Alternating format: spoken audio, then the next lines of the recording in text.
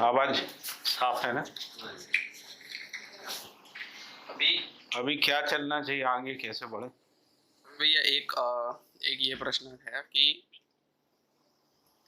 जब हम लोग विकास की बात करते हैं, हाँ। ठीक है, तो विकास क्या है? तो विकास ये चीज है कि गठनशील परमाणु परमाणु गठन पूर्ण हो जाता है, उस प्रक्रिया को या तो फिर उस स्थिति को हम क्रिया मतलब ये कह रहे हैं कि विकास है।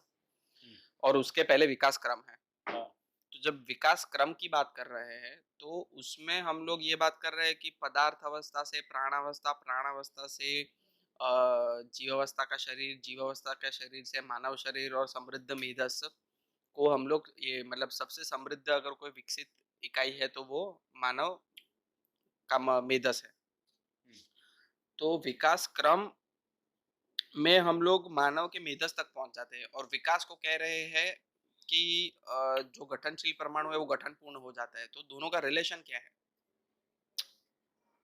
एक विकास है और एक विकास की लाक्षणिकता है। विकास की लाक्षणिकता के रूप में जो है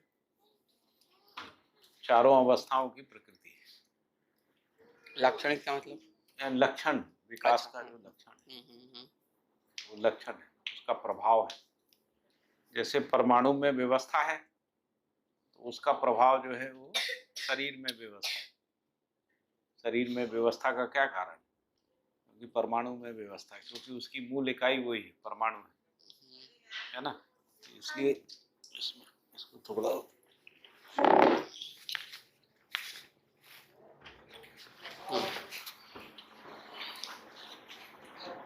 तो शरीर में सभी अंग अवयवों का, रस रसायनों का, है ना, सभी खनिजों का संतुलन है, नियंत्रण है। कारण क्या है? कारण ये है कि परमाणु में नियंत्रण है, संतुलन है, आचरण की निश्चितता है। परमाणु से ही बाकी संसार बना है, तो इसलिए अंग अवयवों में, नहीं तो अंग अवयवों को प्रेरणा कहाँ से है नियंत्रण संतुलन की? तो प्रेरणा परमाणु में है। परमाणु में भी क्यों नहीं है? क्योंकि परमाणु सत्ता में संपृक्त है। लेकिन भैया परमाणु का जो विकास है, हाँ, जो गठनशील परमाणु है उसमें से गठन पूर्ण बनता है, उसको विकास बोलते हैं कि फिर मतलब विकास की प्रक्रिया क्या कि विकास तो गठन पूर्ण परमाणु हुआ तो उसको ही विकास, उसी को विकास। उससे पहले तक गठनशील परमाणु, हाँ, तो गठनशील परमाणु, तो उसमें क्रम नहीं है। हाँ, उसमें कोई क्रम नहीं है। गठनशील से गठन पूर्ण में कोई क्रम नहीं है। कोई क्रम नहीं।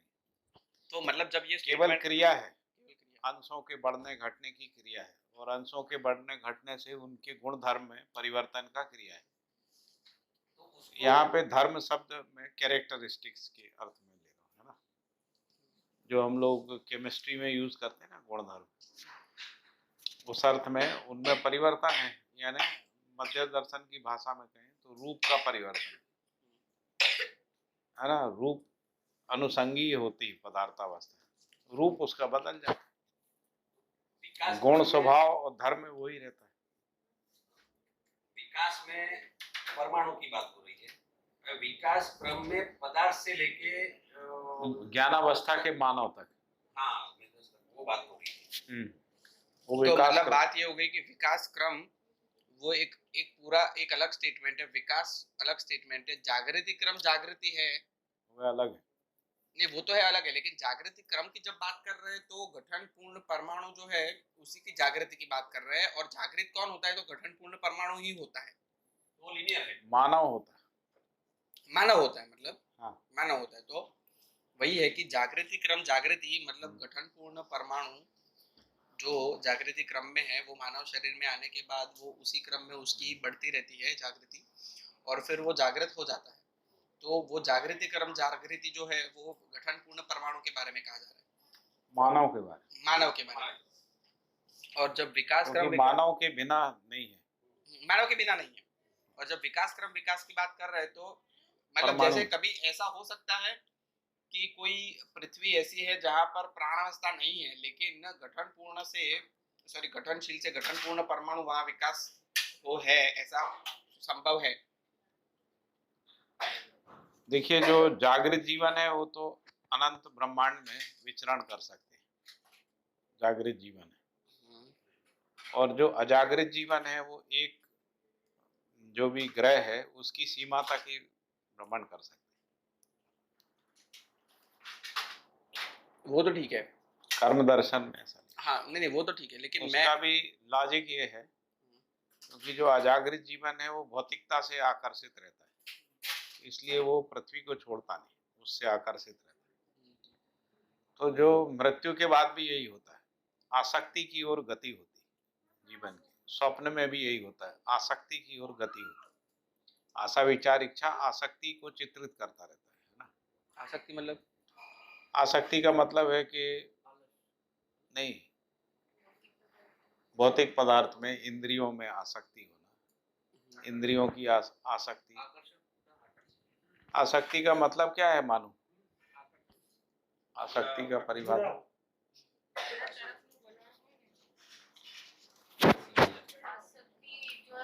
जिसमें सुख नहीं है, जिसमें सुख की निरंतरता नहीं है, उसमें सुख मान लेना ही आसक्ति है, ऐसा परिभाषा नहीं। आकर्षण अपनी ओर आकर्षण करना वो आसक्ति नहीं है, नहीं होना अनासक्ति। अपनी ओर आकर्षण करना वो आकर्षण है। आकर्षण आसक्ति अलग। आसक्ति का मतलब है जिसमें सुख की निरंतरता नहीं है, उसमें सुख को मान लेना, वो आसक्ति। तो आसक्ति आपने कौन से टर्म्स में यूज किया अभी पहले? मतलब मैंने कहा कि आसक्ति जिसमें होती है उसी तरफ गति होती है। जैसे मान लीजिए मेरी बिजनेस में आसक्ति है तो मेरा आशा विचार इच्छा बिजनेस में जाएगा। मेरी आसक्ति मध्यस्थ दर्शन में है तो मेरा आशा विचार मध्यस्थ दर्शन में जाएगा। मेरी व्यवहार में है तो व्यवहार में जाएगा। ठीक है। मेरी लोभ में आसक्ति है तो लोभ में जाएगा, क्रोध में है तो क्रोध में, हिंसा में आसक्ति तो हिंसा में जाएगा। तो जिसकी जहाँ आसक्ति है वहीं जीवन में गति है। तो जिस जीवन की आसक्ति भौतिक रासायनिक संसार से है तो वो पृथ्वी को छोड़ेगा नहीं, उसकी आसक्ति वहीं पे रहेगा। क्योंकि मृत्यु के बाद मैंने कहा कि जीवन आसक्ति की जगह पे गति करता है। जैसे हमारे जो जिसको पितर कहते हैं, हम लोग पितर कहते हैं, मरने के बाद जो परिवारों कुटुंब के जीवन होते हैं तो वो पितर रूप में अपने कुंड में ही, अपने कुटुंब में ही रहते हैं आसक्ति के कारण। फिर जब परिवार में कोई नया अवसर आता है तो वो जीवन को उसमें प्रवेश मिलता है, पुनर्जन्म का अवसर मिलता है। आसक्ति वशी होता है। तो भैया वो ठीक है, लेकिन अभी जागृति में निर्णय पूर्वक होता है। जागृति में निर्णय पूर्वक होता है। इसीलिए कोई जागृत जीवन निर्णय ले सकता है, मुझे इस ग्रह से दूसरे ग्रह में जागृति के लिए काम करना है। तो जब वो उस ग्रह में जाएगा तब फिर वो वहाँ के ग्रह में जो शरीर रचनाएं हैं उसमें प्रवेश करेगा। ठीक है। और फिर उसके बाद फिर वो अपना अनुसंधान करेगा, व्यक्त होगा, संस्कारित करेगा, प्रेरित करेगा।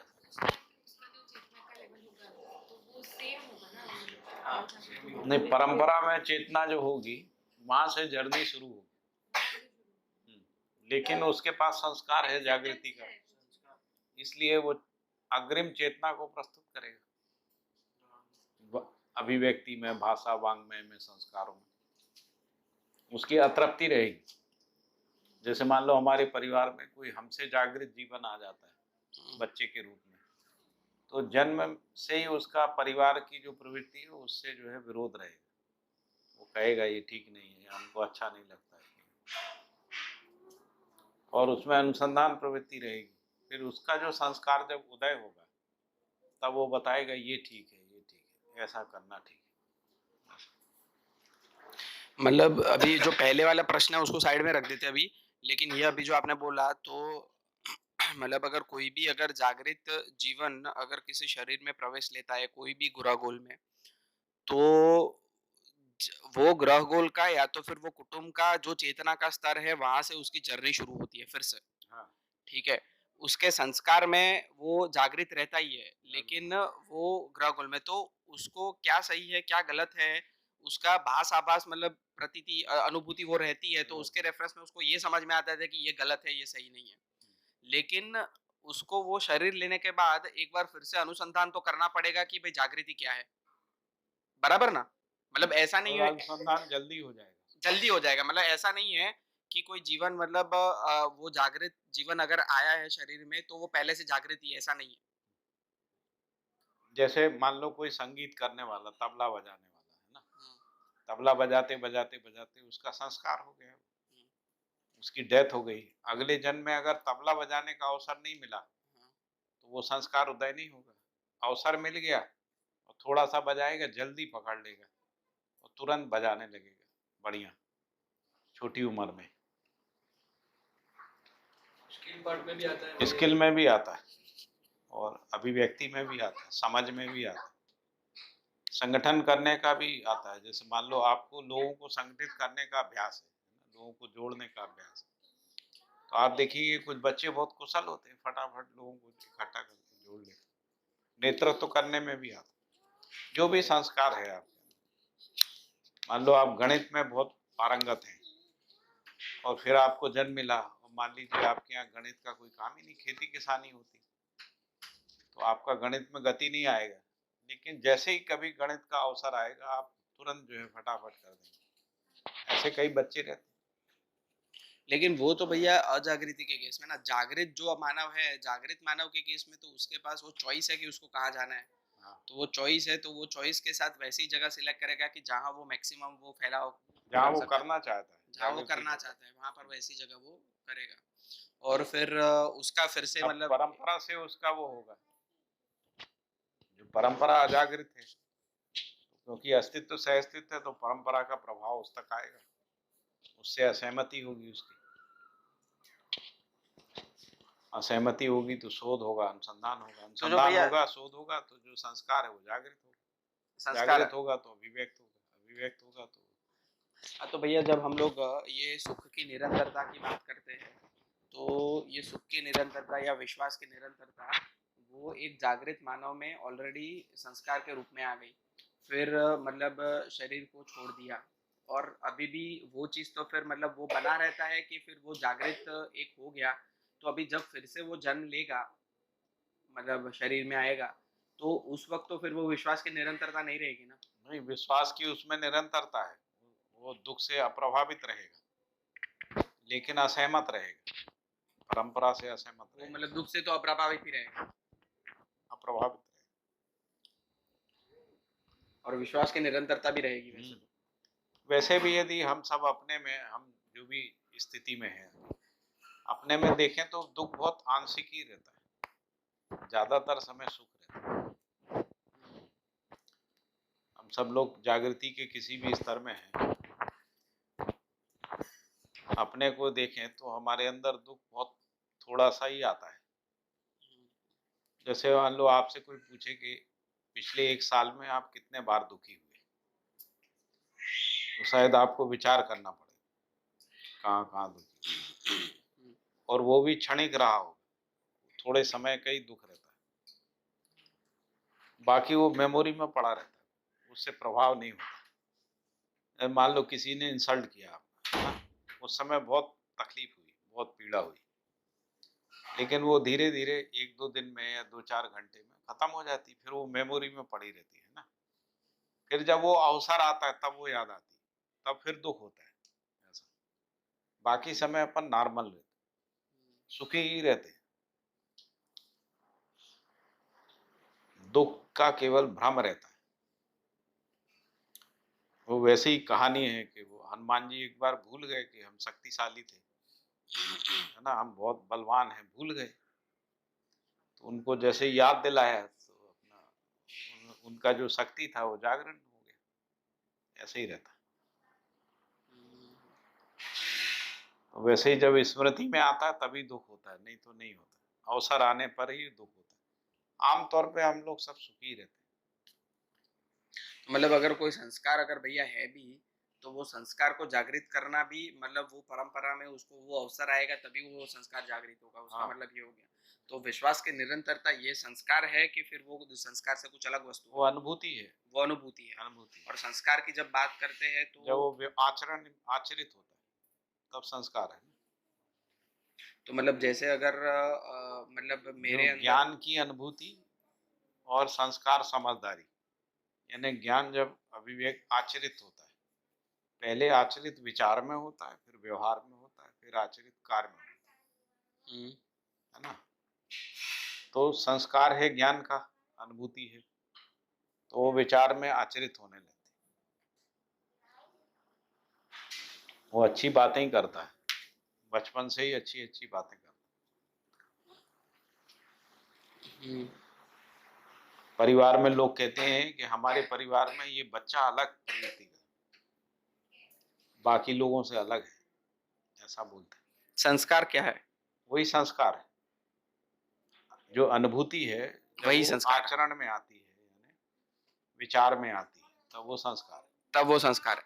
तो इसका मतलब कि मेरी अनुभूति या तो फिर मेरे जो निष्कर्ष होते हैं वो तो बहुत सारे हो सकते हैं, लेकिन वो जब आचरण में या तो फिर वो नेक्स्ट मतलब मैं जब भी शरीर की मतलब वो लेंगे, तो वो नेक्स्ट शरीर यात्रा में जब वो अनुभूतियाँ या तो फिर वो स्मृति जो भी मेरी रहती है वो या तो फिर वो निष्कर्ष रहते हैं, वो जब आचरण में मैं ला पाता हूँ फिर से, तो उसको संस्कार कहते हैं।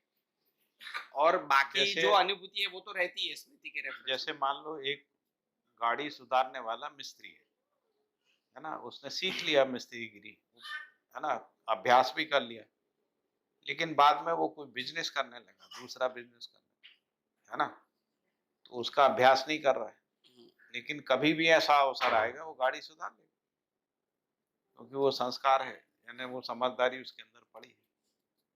तो लेकिन अगर पूरी शरीर अवसर ही नहीं आया तो हाँ, वो अवसर पड़ी नहीं- रहेगी तो मेमोरी। पड़ी रहेगी ना, मतलब और उसी को संस्कार भी कहेंगे ना उसको जैसे भी। अपन गाड़ी चलाते हैं, अवसर ही नहीं आया गाड़ी चलाने, हम चला लेते हैं, अब गाड़ी नहीं है या ड्राइवर है, हमको चलाने ही नहीं, लेकिन कभी अवसर आया तो हम चला लेंगे, संस्कार पड़ा हुआ।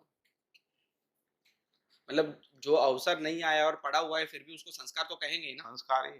हाँ, संस्कार ही है। ठीक है। तो मतलब जैसे संस्कार वो हो गया कि जो अपने अंदर वो स्वीकार हो चुका है और वो उसके रेफरेंस में मतलब मेरे अंदर जो निष्कर्ष लेके मैं हूँ, अनुभूतियाँ। तो विश्वास की भी अनुभूति होती है ना?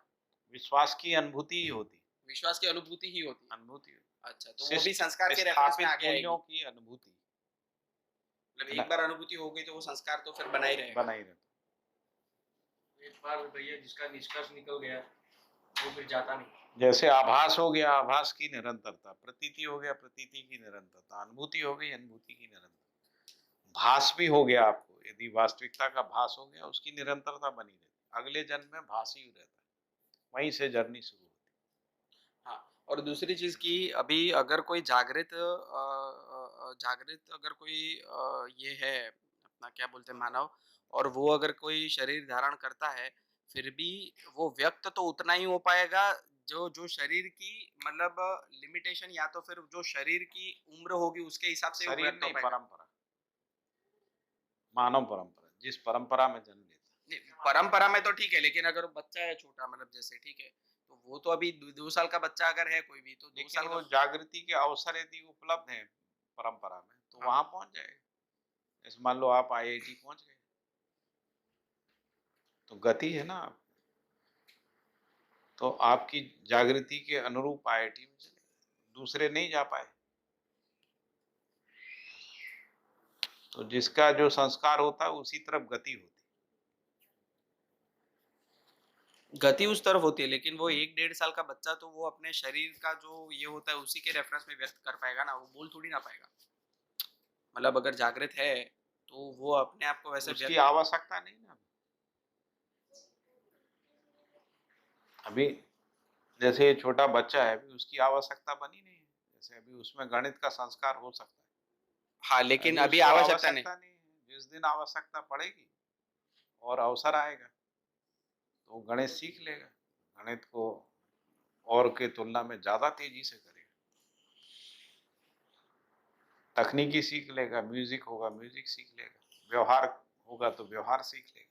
तो वो जब तब आवश्यकता पड़ेगी तो वो मतलब अभी वो वो एज मौज से में, रिलेशन अभी नहीं मस्ती है। में ही है, मौज में ही है, अभी उसको कोई प्रॉब्लम ही नहीं, गणित का कोई प्रॉब्लम ही नहीं आया उसको, प्रॉब्लम आएगा वो सॉल्व कर लेगा, यदि संस्कार है तो, है ना।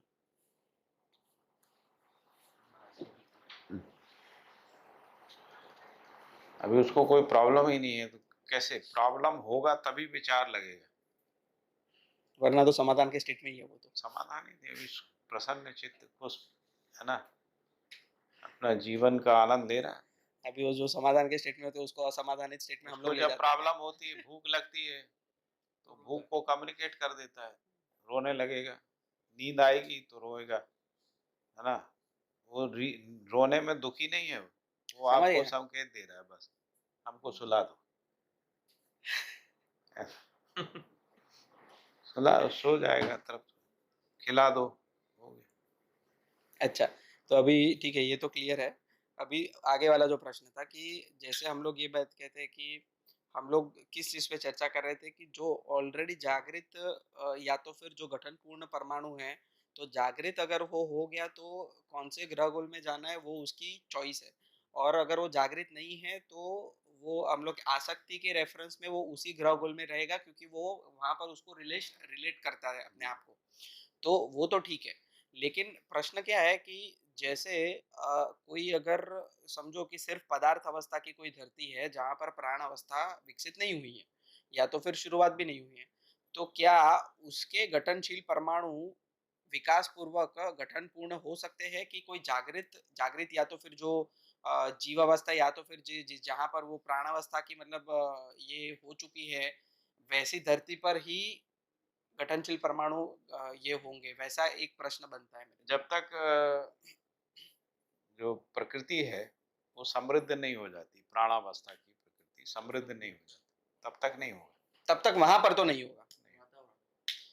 क्योंकि कोई भी सृष्टि का प्रगटन, है ना, तभी होता है जब उससे पूर्व की सृष्टि समृद्ध हो जाती तो इसकी है। जैसे जरूरत भी मानव तभी पड़ेगी। जीव के आने से पहले जीव की आवश्यकता पूर्ति के लिए वनस्पति संसार समृद्ध हो गया, नहीं तो जीव का भरण पोषण कैसे होता, या उतनी ही मात्रा में जीव आते हैं जितना विकास होता है। जैसे मान लो वनस्पति जितना विकसित हो गई तो उसी अनुपात में जीव आते हैं ताकि उनका भरण पोषण हो सके। ऐसे ही है, तो प्रकृति में नियम ही ऐसा है कि जो अजागृत है वो संख्या में ज्यादा है, जागृत जो है संख्या में कम है। तो मानव भी तभी आ पाएगा धरती पे जब मानव की आवश्यकता पूर्ति के अर्थ में प्रकृति सज गई, है ना, प्रकृति समृद्ध हो गई, तभी आएगा। मतलब गठन पूर्ण परमाणु गठन पूर्णता तभी पाएगा जब प्राणावस्था समृद्ध, मतलब ऑलमोस्ट समृद्ध ऐसे हो चुकी है कि पैरेलल जीवों के शरीर बनना शुरू हो चुके हैं, लेकिन मेधस अभी विकसित नहीं है। जैसे मेधस विकसित होना शुरू हो जाएंगे तब वो चलाना शुरू करेंगे धीरे धीरे, अगर क्रम देखेंगे। और वो अस्तित्व सहज घटना ही है, अस्तित्व सहज घटना ही है। ऐसा नहीं होता कि एक हाइड्रोजन का मालिक्यूल और एक दो ऑक्सीजन के, दो हाइड्रोजन एक ऑक्सीजन मिलके एक पानी बना दिया, ऐसा नहीं होता। पानी बनने का घटना एक साथ होता है। तो वायुमंडल में उपस्थित बहुत सारा हाइड्रोजन बहुत सारा ऑक्सीजन मिलके सडनली पानी बन जाता है ना, फिर उसके बाद उसकी निरंतरता बन जाती है। तो घटना, इसी का नाम घटना है। तो वैसे ही गठन पूर्णता भी घटना से ही, घटना विधि से ही होता है। तो एक का नहीं होता है वो, एक का मतलब नहीं। अस्तित्व सहज विधि से अगर मतलब जब वो होता है तो मतलब कि जितनी जरूरत है उसके हिसाब से अस्तित्व सहज विधि से उतना का हो जाता है, हो जाता है। और वातावरण भी वैसा बना होगा तभी जाकर के वो हो पाया होगा। आवश्यकता और वातावरण। जैसे वनस्पति जीव संसार और मानव को जितना पानी की आवश्यकता है उससे अधिक पानी बन गया और बाकी ऑक्सीजन हाइड्रोजन बच गई। अगर वो पूरी खत्म हो जाती तो भी जीवन नहीं होता। तो अस्तित्व में सब व्यवस्था के अर्थ में होता है, पूरकता उपयोगिता के अर्थ में क्रियाकलाप। इसीलिए समृद्धि की व्यवस्था है, अस्तित्व में समृद्धि की व्यवस्था है।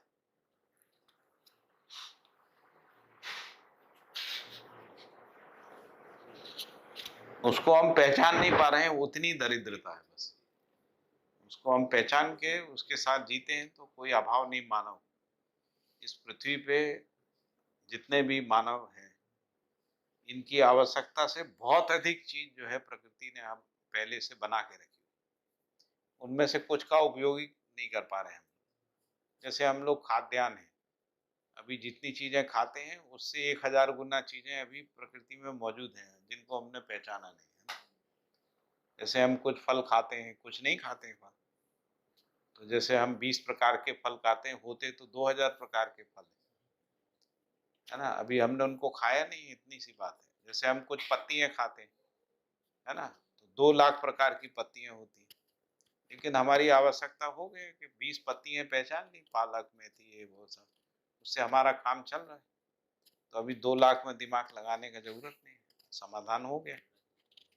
मान लीजिए पत्तियाँ कम पड़ने लगें, तो हम और 2000 पे काम करेंगे। इन 2000 में से कौन-सी 100 पत्तियाँ और खा सकते हैं, उनको खाने लगेंगे। ऐसे ही। तो अबंडेंट है, कोई कमी नहीं। ऐसे ही अन्न है, अन्न कई प्रकार के होते हैं। अभी हमारा काम 5-7 अन्नों से 10 अन्न से चल रहा है। 4-5 प्रकार की दालें, 4 प्रकार के गेहूँ, चावल आदि। उतने में आराम से खा पी रहे हैं, परंपरा बनी। मान लो कभी संकट आ जाए, तो दूसरे अन्न पहचान लेंगे, उसको खाने लगे। कम से कम अभी भी 100 प्रकार के अन्न तो पहचाने हुए हैं ना, जो खाने योग्य हैं। खाद्यान्न जिनको बोल रहे हैं ना। तो उनमें से कुछ का उत्पादन से हमारा काम चल रहा है, तो कर रहे हैं। उत्पादन क्षमता मानव में बहुत ज्यादा है, जो जीव जानवर में नहीं है। जीव जानवर भी अपना पेट भर लेते हैं, है ना? उनमें भी खाद्यान्न का पहचान है, आहार का पहचान होता है। उनको क्या खाना है वो पहचाने रहते हैं, जीव संसार में, है ना? और इसीलिए वो उत्पादन विहीन स्थिति में भी अपना पेट भर लेते हैं। मानव में उत्पादन क्षमता है, और उत्पादन क्षमता ऐसी है कि एक बीज से 1000 बीज होता है। तो जीवों से 1000 गुना ज्यादा जीने का अवसर है आपके पास, जीने के स्तर पे, जिसको अपन जिंदा रहने का स्तर कह रहे हैं उसको। मतलब जो जीवों को भोजन मिलता है, उसमें वो एक दाने का 1000 दाना नहीं कर सकते, हम कर सकते। तो हमारे पास आहार उपलब्धता 1000 गुना ज्यादा है उनसे, फिर भी हम नहीं पेट भर पा रहे हैं, तो ये तो ना समझिए, है ना? यदि कोई आदमी भूख से फिर भी मर रहा है, तो अभी क्या किया जाए? तो फिर ये परंपरा का दोष है। अवसर तो ज्यादा है हमारे पास, है ना? अवसर ज्यादा है। ठीक है। तो क्या हाँ, आपने अभी ये बताया कि जागरूक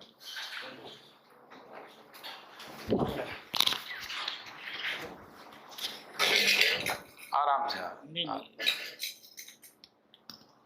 अभी आपने बताया कि जागरूक जो मानव है वो एक ग्रह से दूसरे ग्रह पे जा सकता है।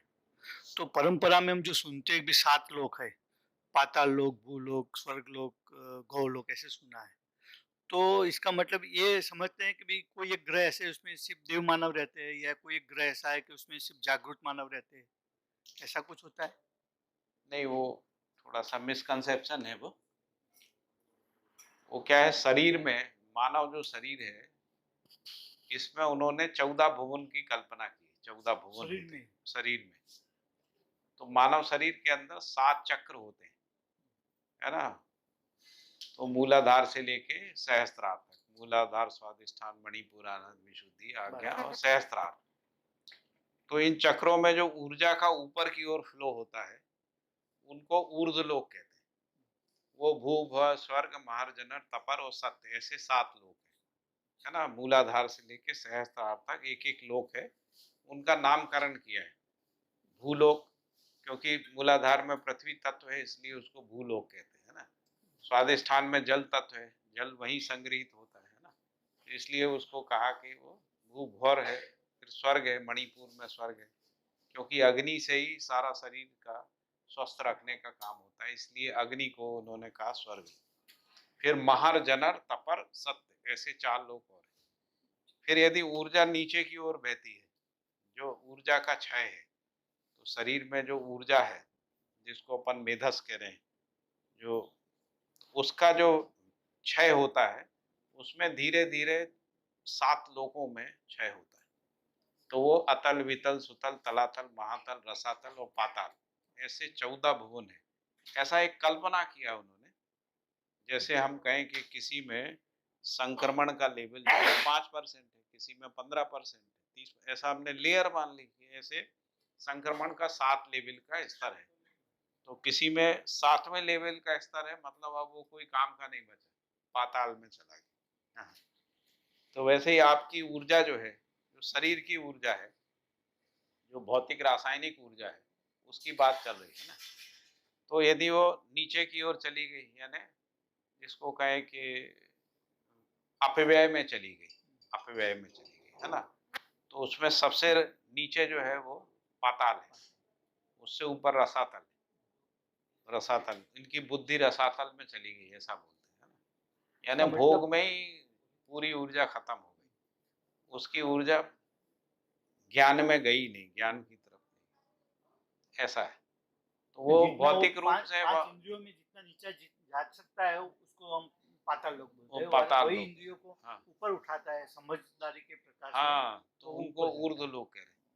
तो वही 7 लोक है, वो 7 दूनी 14 लोक है, 14 भुवन नीचे बोलते के हैं। 7 और ऊपर के 7। हाँ, उन्हीं 7 में पंच तत्व हैं।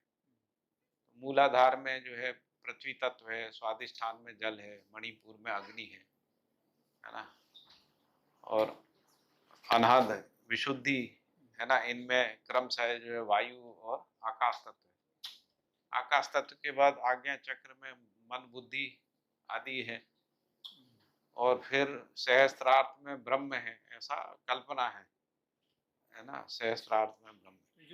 फिर उसमें देवी है, देवी देवता भी हैं, सबके देवता हैं, ऐसा कल्पना किया। सारे देवी देवता जो हैं वो शरीर में वास करते हैं, ऐसा बोला। तो मूलाधार से सहस्त्रार्थ तक जो है वो देवी हैं, उनके नाम हैं डाकनी, हाकनी, लाकनी, शाकनी, ब्रह्मांडी, ऐसा सबके नाम। तो वो 7 देवी हैं, सप्त देवी जिनको कहते हैं, वो शरीर में सप्त देवता है। फिर ब्रह्मा विष्णु महेश आज्ञा चक्र पे विराजमान है ना। फिर वो कहते हैं यहाँ पर आगे आज्ञा चक्र और सहस्त्रार्थ के बीच में संगम है, जहाँ संगम में स्नान करने से मोक्ष होता है, ऐसा कहते हैं ना। अपन लोग इलाहाबाद में 3 नदियां आके मिलती हैं, तो जहाँ पर इडा पिंगला सुषुम्ना तीनों नाड़ियां मिलती हैं, उसको संगम कह रहे हैं।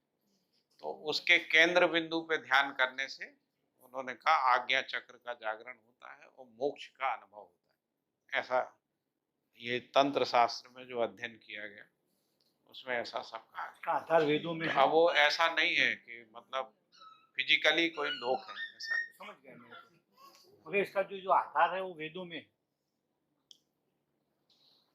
वेदों में इस तरीके से नहीं लिखा हुआ है, वेदों में इस तरीके से नहीं लिखा है। अच्छा। ये स्मृति ग्रंथों में आया है, स्मृति ग्रंथ, श्रुति ग्रंथों में नहीं। लेकिन इस सारे अनुसंधान का आधार वेद है।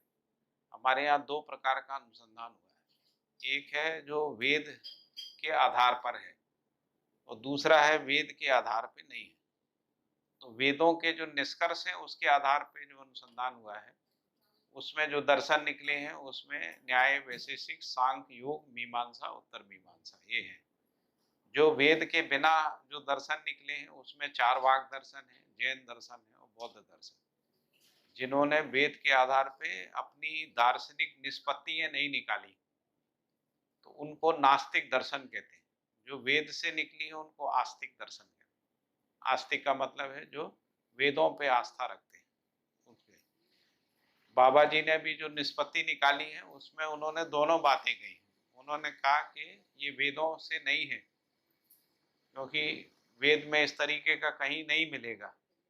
लेकिन उन्होंने ये भी कहा कि यदि वेदों में से जो जागृत मानव यदि वेदों में से इन चीज़ों को निकाले तो निकाल सकता है, क्योंकि वो सारा अनुसंधान जो है वैदिक काल में टुकड़े टुकड़े में हुआ है।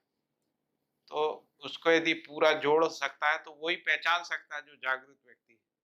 जैसे नागराज बाबा जागृत थे, वेद मूर्ति थे, तो उसमें से उन्होंने चीज़ों को निकाल लिया और वो अभिव्यक्त कर दिया। लेकिन वो ताना बाना जोड़ने की ताकत बाकी लोगों में नहीं रहती।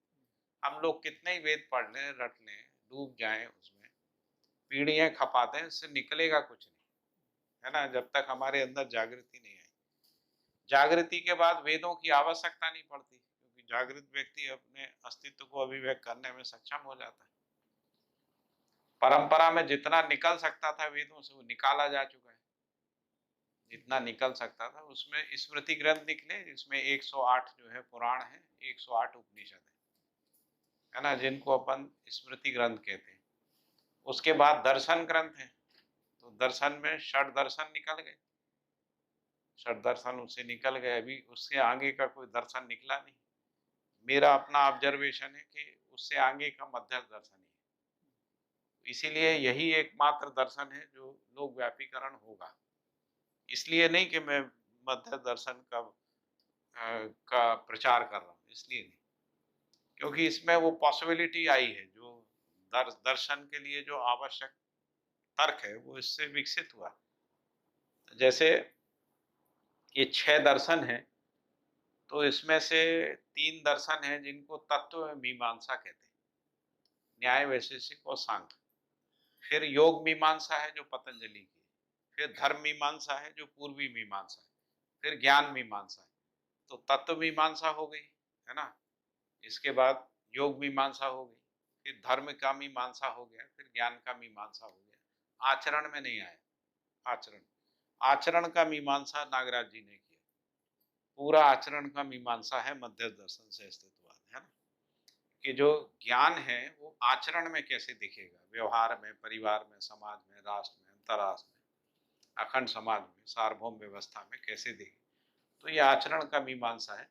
और उन्होंने कहा कि आचरण ही प्रमाण है, यदि आचरण में नहीं आ रहा तो प्रमाण नहीं है ना, ऐसा नागराज, इसलिए उन्होंने प्रमाण को बदल दिया। पहले हम लोग शब्द प्रमाण है ना ऐसा कह रहे थे, शास्त्र प्रमाण, आप्त पुरुष प्रमाण, इस तरीके से हम लोग प्रमाणों को सजाए हुए। नागराज जी ने कहा कि आप्त पुरुष है, यदि उसका आचरण जो है लोगों में, जनमानस में नहीं आ रहा है, तो आप्त पुरुष प्रमाण ही नहीं हो रहा है, प्रमाणित नहीं हो रहा है ना। जो शास्त्र में आचरण लिखा है वो आचरित नहीं हो रहा है, तो शास्त्र प्रमाण होता नहीं है ना। शास्त्र में क्या लिखा है पता नहीं, वो आचरण में आ नहीं रहा है ना, तो उन्होंने सारे प्रमाणों को नकार दिया। और फिर क्या होता है, लोग इसको रट के रिपीट करते रहते हैं। जो दर्शनकार आचार लोग हैं या जो तथाकथित विद्वान है ना, कथावाचक है, वो याद कर लेते हैं, उसको रिपीट करते हैं, हम उन्हीं को विद्वान मान लेते हैं। आचरण में कुछ रहता नहीं, आचरण उनका आम आदमी जैसे ही रहता है, कई स्तरों पे आम आदमी से गया गुजरा रहता है आचरण, है ना। आम आदमी तो फिर भी संबंध निर्वाह करता ही करता है, वो तो केवल भाषा बोलते हैं और फिर भोग विलास का जिंदगी जीते हैं, ऐसा है, संबंध निर्वाह भी नहीं करते। सभी की बात नहीं कर रहा हूँ, ज्यादातर वही ठगों का संसार है, इसमें ज्यादातर ऐसा है। तो ये जो दर्शन में जो भी आया, तो आचरण मीमांसा बच गई थी, तो इसलिए बाबा जी ने प्रयोग प्रमाण, व्यवहार प्रमाण और अनुभव प्रमाण, ऐसा 3 चीजों को उन्होंने प्रमाण के रूप में कहा। ये तीनों आचरण में ही है। अनुभव किसी को हो गया है ऐसे कहने से नहीं होगा, मैं कह दूं अनुभव हो गया तो आप लोग कैसे मानोगे, आप जांचोगे, भैया दिख रहा है कि नहीं दिख रहा है, तो कैसे मान लेंगे, नहीं मान, तो कसौटी लगा दी उन्होंने, भाई ये व्यवहार में प्रमाणित होना चाहिए। यदि मान लीजिए अनुभव हो गया है, मैं ऐसा भाषा से व्यक्त कर देता हूँ, जैसे मैंने आपको समझा दिया सर, आपको लगा ये आदमी को तो अनुभव हो गया है तभी इतना बोल पा रहा है ना। अब वो व्यवहार में नहीं आ रहा है, इसका मतलब आचरण प्रमाण नहीं आया है ना। तो प्रमाण नहीं आया, यदि मेरे व्यवहार में नहीं उतरा, तो बिल्कुल उन्होंने ऐसा टाइट कर दिया है, एयर टाइट, कहीं से कोई गुंजाइश नहीं है कि आप झूठ बोल सको, है ना। आप तुरंत पकड़े जाओगे, और वैसी परंपरा डाल दी है ना। तो पहले उपदेशक उपदेश करता था, आप प्रश्न नहीं पूछ सकते उससे, आप प्रश्न नहीं कर सकते, वो कहेगा प्रश्न करने के लिए पहले इतने साल ध्यान करो, साधना करो, प्राणायाम करो, तुम्हारी योग्यता होगी तब तुमसे बात करेंगे। यहाँ तो बाबा जी कह रहे हैं पूछो, ये कह रहे 700 करोड़ लोगों के प्रश्न का उत्तर यहाँ रखा हुआ है, ऐसा है। तो यहाँ तो सबको प्रश्न करने का शुरुआत कर दिया है, जो पूछ सकते हो पूछो, ऐसा। अब यहाँ पे फरेब नहीं चलेगा, वो आपका चिंदी चिंदी कर देगा, आप कुछ उल्टा सीधा बोलोगे ऐसा उन्होंने एक ग्रुप समूह तैयार कर दिया है ना। तो इसलिए प्रमाण को भी उन्होंने चेंज कर दिया। तो परंपरा में कुछ कुछ जो गैप थे वो गैप को भर दिया, जो डॉट थे उसको कनेक्ट कर दिया है ना, जो टुकड़े टुकड़े में बात आई थी उसको जोड़ दिया है ना। तो वो अस्तित्व में उन्होंने देखा, ऐसा उन्होंने कहा, तो अस्तित्व में तो डाट जुड़े ही हुए हैं, उसको जोड़ दिया। अब वो कोई आदमी ने वेद पढ़ा है तो उसको लगेगा वेद में भी तो ऐसा कहा गया महाराज जी, वो कहेंगे हाँ कहा गया, लेकिन इससे पहले तुम क्यों नहीं देख पाए, है ना। दिखता ही नहीं है क्योंकि वो तो बड़ा जंगल है, जैसे जंगल में सभी वनस्पतियां रहती हैं ना, लेकिन खाने योग्य क्या है ये तो जो पहचानता है वही खा सकता है ना, नहीं तो आप कुछ और खा लेंगे मर जाएंगे, है ना? लोग, कई लोगों का जिंदगी खप गई, पीढ़ियों की पीढ़ी खप गई, ऐसा हो, उससे कोई संसार में सुधार हो नहीं रहा है, तो इसलिए विकल्प रूप में प्रस्तुत किया है। कोई व्यक्ति आए। अभी आपने एक बताया कि गठनशील परमाणु है, उसका गठन पूर्णता हो, इसमें कोई क्रम नहीं है, ठीक। और अपना एक पदार्थ अवस्था लेते हैं तो वहाँ से मानव शरीर का रचना, वहाँ एक क्रम है, विकास क्रम।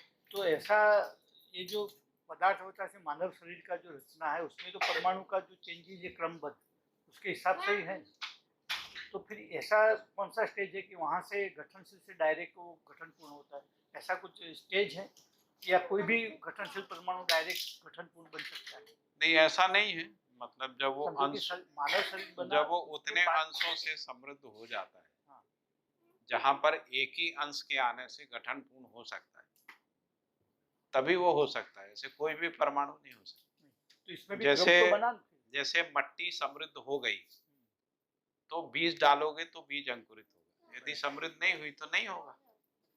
तो वैसे ही परमाणु जो है इतने अंशों से समृद्ध हो गया कि अब यदि उसमें किसी घटना से एक अंश भी आता है तो गठन पूर्ण हो जाए। तो वैसा ही परमाणु जो है वो गठन पूर्ण हो सकता है। आप सोचो कार्बन का हो जाए, नहीं होगा, है ना, उसमें उतने अंश ही नहीं है, पहले तो धीरे धीरे अंश से समृद्ध होगा, समृद्ध होते होते एक स्थिति ये भी हो सकता है ज्यादा समृद्ध हो जाए, जैसे जमीन जो है ज्यादा फर्टाइल हो जाए तो भी उत्पादन नहीं होगा, है ना, वो बीज को ही खा जाएगी, है ना। तो मान लो अंश ज्यादा हो गए तो भी नहीं होगा, फिर जब तक कम नहीं होंगे, है ना, उस स्थिति में फिर अस्तित्व से घटना होगी तो जीवन संक्रमण की घटना होगी। तो इसको क्रम नहीं बोल सकते हम फिर गठनशील का? क्रम इसलिए नहीं कह सकती क्योंकि गठनशील परमाणु में कोई क्रम नहीं है, क्रिया ही है। वो तो बराबर, क्रिया है, में तो क्रिया ही है, तो गति नहीं है ना, है तब तक तो क्रम तो गति में होता है। गति का मतलब होता है कब, जब कोई नया आचरण ग्रहण कर ले, जैसे मान लीजिए परमाणु अपने में क्रियाशील है, जैसे मान लो हाइड्रोजन का परमाणु अनंत काल से घूम रहा है, उसका अंश जो है घूम रहे, अब उसमें कोई गति नहीं है, केवल क्रिया है। गति तब है जब उसका कोई नया गुण आ जाए, मात्रा में चेंज होता है तब गति, तभी तो है। तो गठनशील परमाणु में रूप गुण स्वभाव धर्म एक जैसा है, चाहे वो एक अंश का दो अंश का परमाणु हो, चाहे 122 अंश का हो, 121 अंश का हो, या 50 अंश का हो, 60 अंश का हो, कुछ भी, तो वो क्रिया ही है, उसमें केवल क्रिया है, गति नहीं। तो गति क्या हुई, तो केवल गठन पूर्ण हो गया, तब उसमें रूप गुण स्वभाव धर्म बदल गए। जैसे पदार्थावस्था में यदि प्राणावस्था हो ही नहीं, केवल पदार्थावस्था है तो गति है ही नहीं, अभी गति हुई नहीं, उसमें प्राणावस्था का क्रिया चल रहा है, तो वो क्रिया है।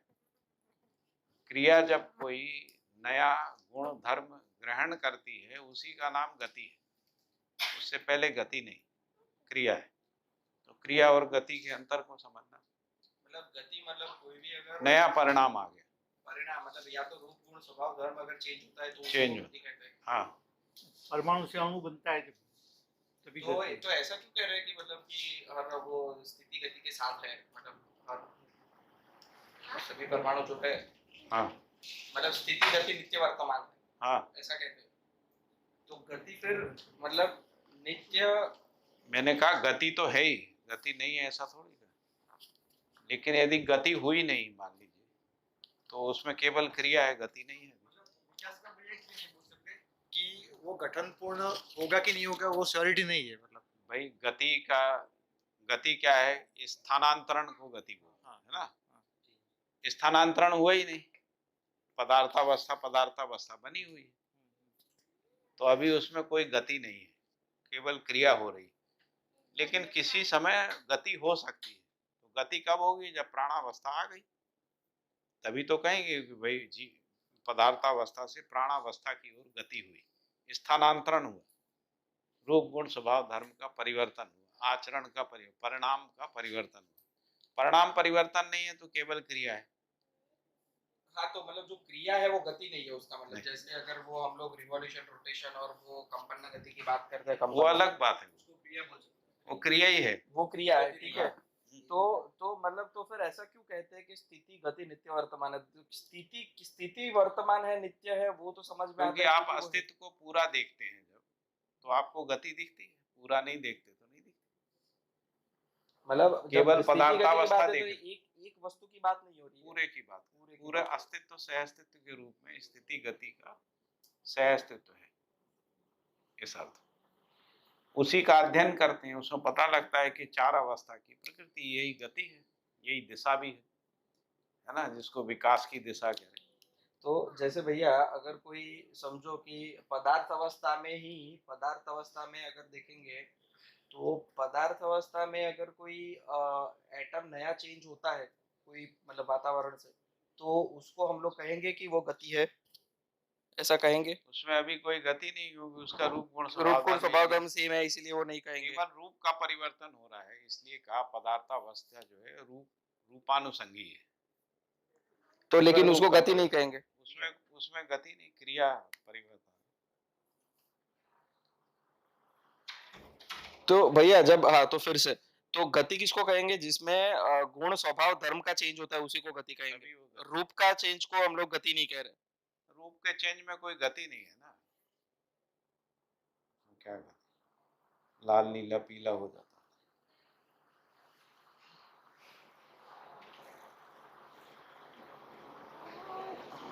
तो रूप परिवर्तन कहें, रूप परिवर्तन तो मतलब इवन अगर कोई रासायनिक क्रिया हो रही धर्म है, का परिवर्तन ही गति है, स्वभाव धर्म का, क्योंकि सम विषम मध्यस्थ तो सभी में बना रहता है, चारों अवस्था की, वो तो एक जैसे ही रहता है, स्वभाव और धर्म बदलता है, तो स्वभाव और धर्म का परिवर्तन ही गति है। वही गति। अच्छा तो मतलब इवन अगर जागृति में भी वही। तो रासायनिक क्रिया भी अगर है तो रासायनिक क्रिया भी गति नहीं है वैसे। प्राण कोशा बनी तब गति है, प्राण कोशा बनी तब गति है। नहीं तो क्रम पता ही नहीं चलेगा ना। क्रम जब तक नया गुण धर्म या रूप गुण स्वभाव धर्म नहीं आया है, तब तक कोई गति है ऐसा सिद्ध नहीं होता, क्रिया है नहीं है। जब हम चारों अवस्था की प्रकृति देखते हैं तब गति है ऐसा पता, नहीं तो क्रिया है, घूर्णन की क्रिया है, घूम रही है, अनंत काल से पृथ्वी घूम रही है ना। या वर्तुलात्मक गति है, वर्तुलात्मक क्रिया है ना। तो गति इसलिए कह रहे हैं स्थानांतरण हो रहा है, लेकिन कोई परिवर्तन नहीं हो रहा है, तो इसलिए जिसको कहें कि कोई नया परिणाम पैदा नहीं हुआ। परिवर्तन या परिमार्जन, जैसे चैतन्य इकाई में परिमार्जन, जीव चेतना से मानव चेतना में परिमार्जन, और जड़ प्रकृति में परिवर्तन। तो जड़ में परिवर्तन, चैतन्य में। तो भैया जब हम लोग जीवन परमाणु की बात करते हैं तो जीवन में मतलब 5 शक्ति है और 5 बल है। शक्ति को हमने स्थिति के रूप में पहचाना, तो बल को हम गति के रूप में पहचानते हैं, ऐसा है। तो फिर उसमें शक्ति को गति के रूप में, शक्ति को गति, आशा विचार इच्छा, हाँ हाँ गति है। हाँ इच्छा मतलब वो गति के रूप में और बल स्थिति के रूप में पहचाना, सॉरी उल्टा कह रहे हैं। हाँ तो बल को स्थिति के मतलब मनोबल या तो फिर चित्त बल या तो वृत्ति का बल वैसे कहते हैं। तो वो उसको हम लोगों ने स्थिति के रूप में पहचाना और इसको गति के रूप में पहचाना। तो शक्ति को जब हम लोगों ने गति के रूप में पहचाना तो वहां पर क्या गति है फिर? कहाँ पर? वो 5 क्रिया जो परिमार्जन है। मतलब जागृति क्रम में चेंज हो रहा है तो इसीलिए हम लोग कह रहे हैं कि गति है। यदि मान लीजिए कि जीव चेतना से मानव चेतना में आई नहीं तो कोई गति नहीं। प्रवृत्ति परिमार्जन नहीं हुआ, स्वभाव धर्म नहीं बदला, तो कोई परिवर्तन नहीं। फिर आदमी को या जानवर को एक ही बात है। शरीर तो जानवरों के भी अलग अलग प्रकार के हैं, तो एक जानवर का शरीर ऐसा है ना, क्योंकि बाकी रूप गुण स्वभाव धर्म वैसे ही है, जैसा जानवर जी रहे वैसा आदमी जी रहे, है ना। तो गति तो तभी है जब जागृति हुई, मतलब कुछ हम जीव चेतना से मानव चेतना में समझे, नहीं तो अनंत काल तक हम में कोई गति नहीं। अभी भी कहते हैं ना भैया ये कुछ भी कर लो, इनमें कोई गति नहीं है, ये जहाँ है वैसे ही रहते हैं। कई लोग ऐसे यथास्थितिवादी रहते हैं, उनको भी भाषा ऐसे ही बोलते हैं। क्रिया चलती रहती लेकिन गति नहीं है। कोई गति नहीं, गति नहीं है, प्रगति नहीं है, सुधार नहीं है, परिमार्जन नहीं है। तो अपन यही कहते हैं कि भैया ये यथास्थिति है, जैसे हैं वैसे ही है, इनमें कोई गति नहीं है ना।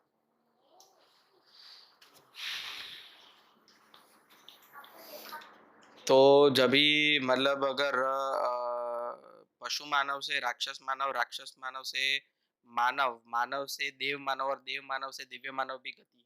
हाँ, तो वही गति है जो जागृति का क्रम है। और अगर राक्षस मानव से राक्षस मानव में ही है तो कोई गति नहीं है। हाँ है, राक्षस मानव से राक्षस मानव में ही है, पूरी तो जिंदगी उसमें निकाल दी क्या तो कोई गति नहीं है। कोई गति नहीं, जिंदगी बर्बाद हो गई।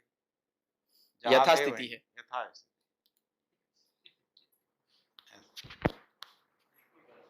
बिल्कुल सही है आप। हम्म।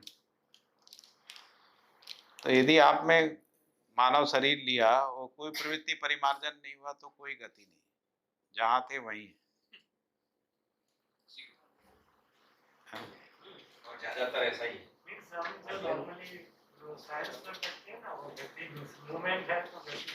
मैं क्रिया को ही गति समझ रहा था। नहीं, क्रिया अलग से। ये और गति। और उसको तो अनुभव से ही मालूम पड़ेगा, उसके आचरण से ही मालूम पड़ेगा। हाँ, मूवमेंट वाले क्रिया। पशु मानव से आगे दिव्य मानव तक की गति है। यदि गति नहीं है तो दुर्गति। हाँ, गति नहीं है तो उल्लास नहीं है तो रास है, उल्लास नहीं है तो रास। हाँ, हिरास नहीं यथास्थिति है, हिरास नहीं है। जो जी पशु मानव जी राक्षस मानव तो हिरास ही है ना, तो दुर्गति है, गति कहाँ है।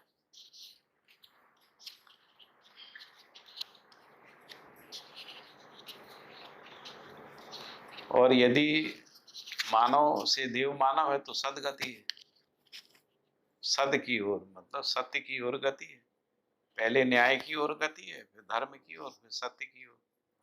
तो यदि सत्य की ओर गति है, सदगति है। ठीक है।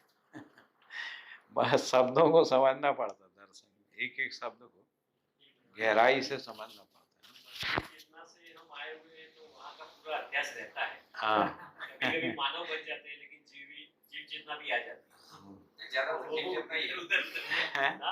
ज्यादातर जीव चेतना ही है। तो वो तो अभी मानवीयता में प्रैक्टिकली निष्ठा हो जाती है, हाँ, आचरण में नहीं होता है, मानवीयता में निष्ठा रहती है। हाँ, मानवीयता में निष्ठा। उससे पहले तक मानवीयता का अपेक्षा रहता है, उससे पहले तक आशा रहता है। पहले आशा, फिर अपेक्षा, फिर निष्ठा, फिर इसके बाद आचरण। संस्कार के रेफरेंस में अगर देखेंगे तो जो भी नेक्स्ट जनरेशन आती है, आशा, अपेक्षा, निष्ठा, ये क्रम है। तो जो भी नेक्स्ट उसके जनरेशन बाद आचरण, आचरण के बाद प्रमाण, ऐसा एक क्रम। जी, जो नेक्स्ट जनरेशन आती है वो हमेशा पहली जनरेशन से वो ज्यादा ही मतलब ज्यादा क्रियाशील रहती है, ज्यादा क्रियाशील है, वो क्रियाशील। दिखता भी है क्रियाशील रहती है, लेकिन गति नहीं है। गति जरूर। नहीं, गति के रेफरेंस में नहीं, मतलब कि जैसे जैसे क्रियाशील मान ही लीजिए- राइट से शब्द है, क्योंकि मतलब अगर हम लोग संस्कार की बात करेंगे तो जैसे गणित है या तो फिर इवन लॉजिक है, तो उसके रेफरेंस में वो दिखता है कि वो अपने से फास्ट कैचअप कर रहा है। हाँ। जितने हर पीढ़ी जैसे ऐसा कह रही है, मतलब जैसे जैसे जो हम देखते लोग हैं। घर में खाना खाते थे, वो फास्ट फूड खाते हैं, फास्ट फूड खाते हैं।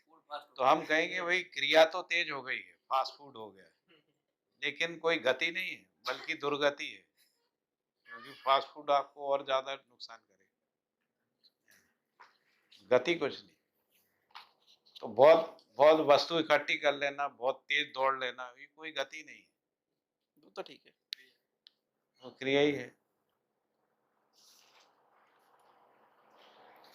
ठीक है भैया, तो फिर अभी सदगति, हाँ जीवन क्रिया शुरू करना है अभी आधे घंटे की, फिर कुछ और discussion हाँ करना करते हैं करते हैं। हाँ। करो, फिर शुरू करो।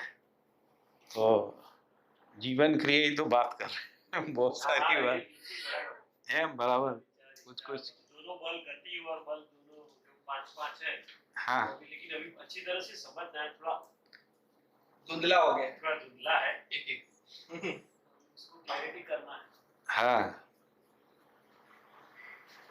तो भूख लगी है तो कोई बात नहीं नहीं नहीं भूख तो नहीं लगी है, बट आधे घंटे में फिर वो आधा ही डिस्कशन होगा, इसलिए और तुम्हें हाँ, तो अभी- करना है तो कर सकते ये एक जिज्ञासा है, प्रस्ताव जी कि आपने ज्ञान का बात किया, फिर आपने भाव कुमारी का बात किया, तो जीवन विद्या तक पहुंचे आप, तब तक आपने काफ़ी जर्नी किया है, अलग अलग अपने जो परंपरा में है उसमें एक्सपेरिमेंट बोले आपका जर्नी बना है।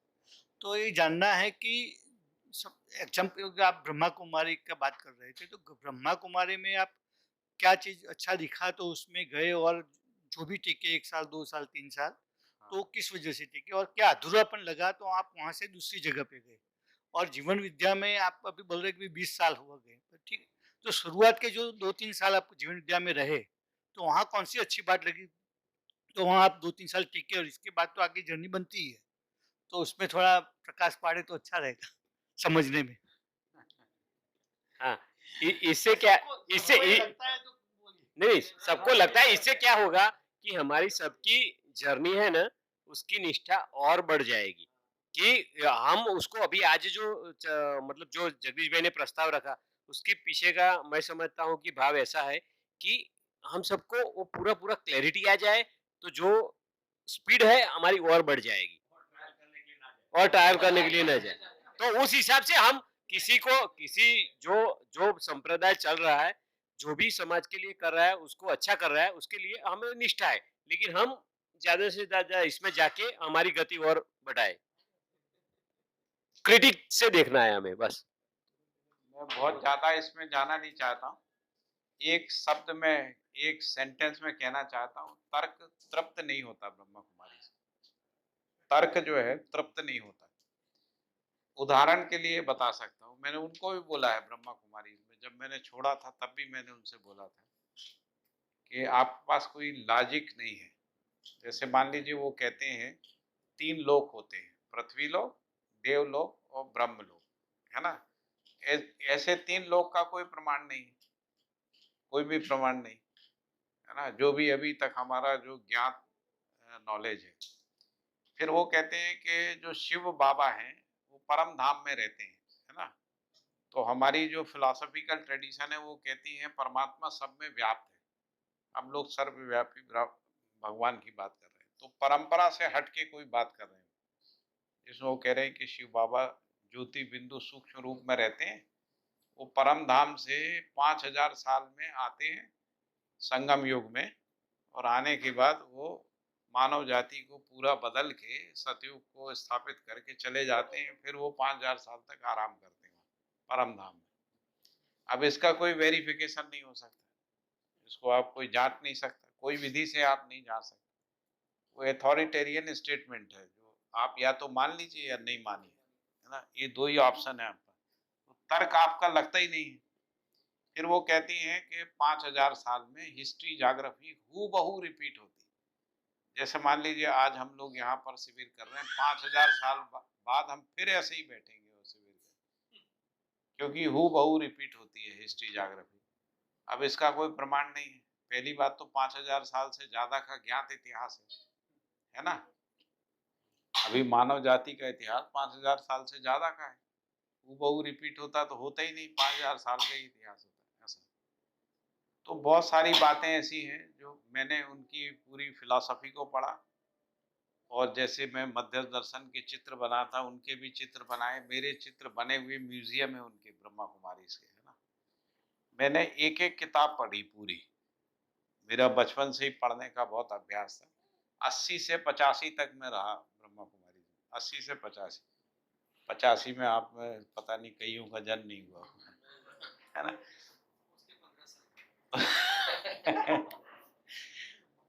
तो 85 में इसी बात पे हुआ कि भाई जो आप बात करते हैं वो हमारी सनातन परंपरा से भी मेल नहीं खाती है और तर्क सम्मत भी नहीं है, उसको तर्क नहीं। तो वो कहती हैं कि शिव बाबा पे विश्वास है तभी आप यहाँ चल सकते हो, नहीं चल नहीं सकते। शिव बाबा मतलब वो दादा लेखराज जो थे, उनके शरीर में कोई एक जीवन आया जिसको वो कह रहे हैं कि वो शिव बाबा हैं, और वो केवल 5000 साल में एक ही बार आता है संगम युग में, जब कलयुग खत्म होता है सतयुग शुरू होता है, ऐसा। तो वो उनके अंदर आया और उन्होंने इस ब्रह्मा कुमारी इसका स्थापना किया, और उन्होंने वो जिसके अंदर आया उसको उन्होंने नाम दिया ब्रह्मा, ब्रह्मा बाबा। तो दादा लेखराज ब्रह्मा बाबा हो गए, है ना। तो उनके बारे में लिखा है सभी आश्रमों में फोटो के नीचे ब्रह्मा बाबा, कहीं भी दादा लेखराज नाम नहीं लिखा, है ना। फिर ये कहा कि ये जो दादा लेखराज हैं, जब ये सतयुग आएगा तो यही जो है कृष्ण बनेंगे, कृष्ण के रूप में जन्म लेंगे, और जब वो राजा हो जाएंगे तो वही नारायण हो जाएंगे, दादा लेखराज। और फिर जब उनके हिसाब से जब सतयुग के बाद त्रेता आएगा तो तब वो ये राम हो जाएंगे, और जब द्वापर आएगा तो यही विक्रमादित्य हो जाएंगे, ऐसा उन्होंने लिखा। तो मैंने उनसे कहा सब कुछ दादा लेखराज ही हो जाएंगे तो हम क्या करेंगे? हम कुछ हो ही नहीं पाएंगे। हमने कृष्ण भी सारी महत्वपूर्ण गद्दियां उन्हीं के खाते में चली गई। हमारा तर्क उसमें तृप्त नहीं हुआ, इसलिए फिर हमको लगा अच्छा, उस समय हम स्टूडेंट थे, 12वीं कक्षा पास कर 11वीं होती थी, 12वीं होता नहीं था, 11 कक्षा पास करके आए थे। तो उस समय ब्रह्मा कुमारी का जो है ना सफेद कपड़ा पहनना, थोड़ा सा अनुशासित ध्यान व्यान करना, वो आकर्षित करता था, है ना। तो उसके आकर्षण में हम आ गए थे। उस आकर्षण के साथ साथ हमारी ज्ञान का प्यास था, वो ज्ञान का प्यास तृप्त हुआ नहीं, तर्क हमारा तृप्त हुआ नहीं, वो हमारा संस्कार रहा होगा, है ना। हमारा तर्क करने का, ज्ञान का प्यास का संस्कार रहा होगा, वो तृप्त नहीं हुआ, वो पहले से था। ब्रह्मा कुमारी जाने से पहले हमने गीता उपनिषद सब पढ़ लिए थे, हमारे ग्रैंडफादर ने हमको उपनिषद दे दिए थे, मैंने उपनिषद पढ़ लिए। तो सभी उपनिषद और भगवत गीता की कई टीकाएं पढ़ ली।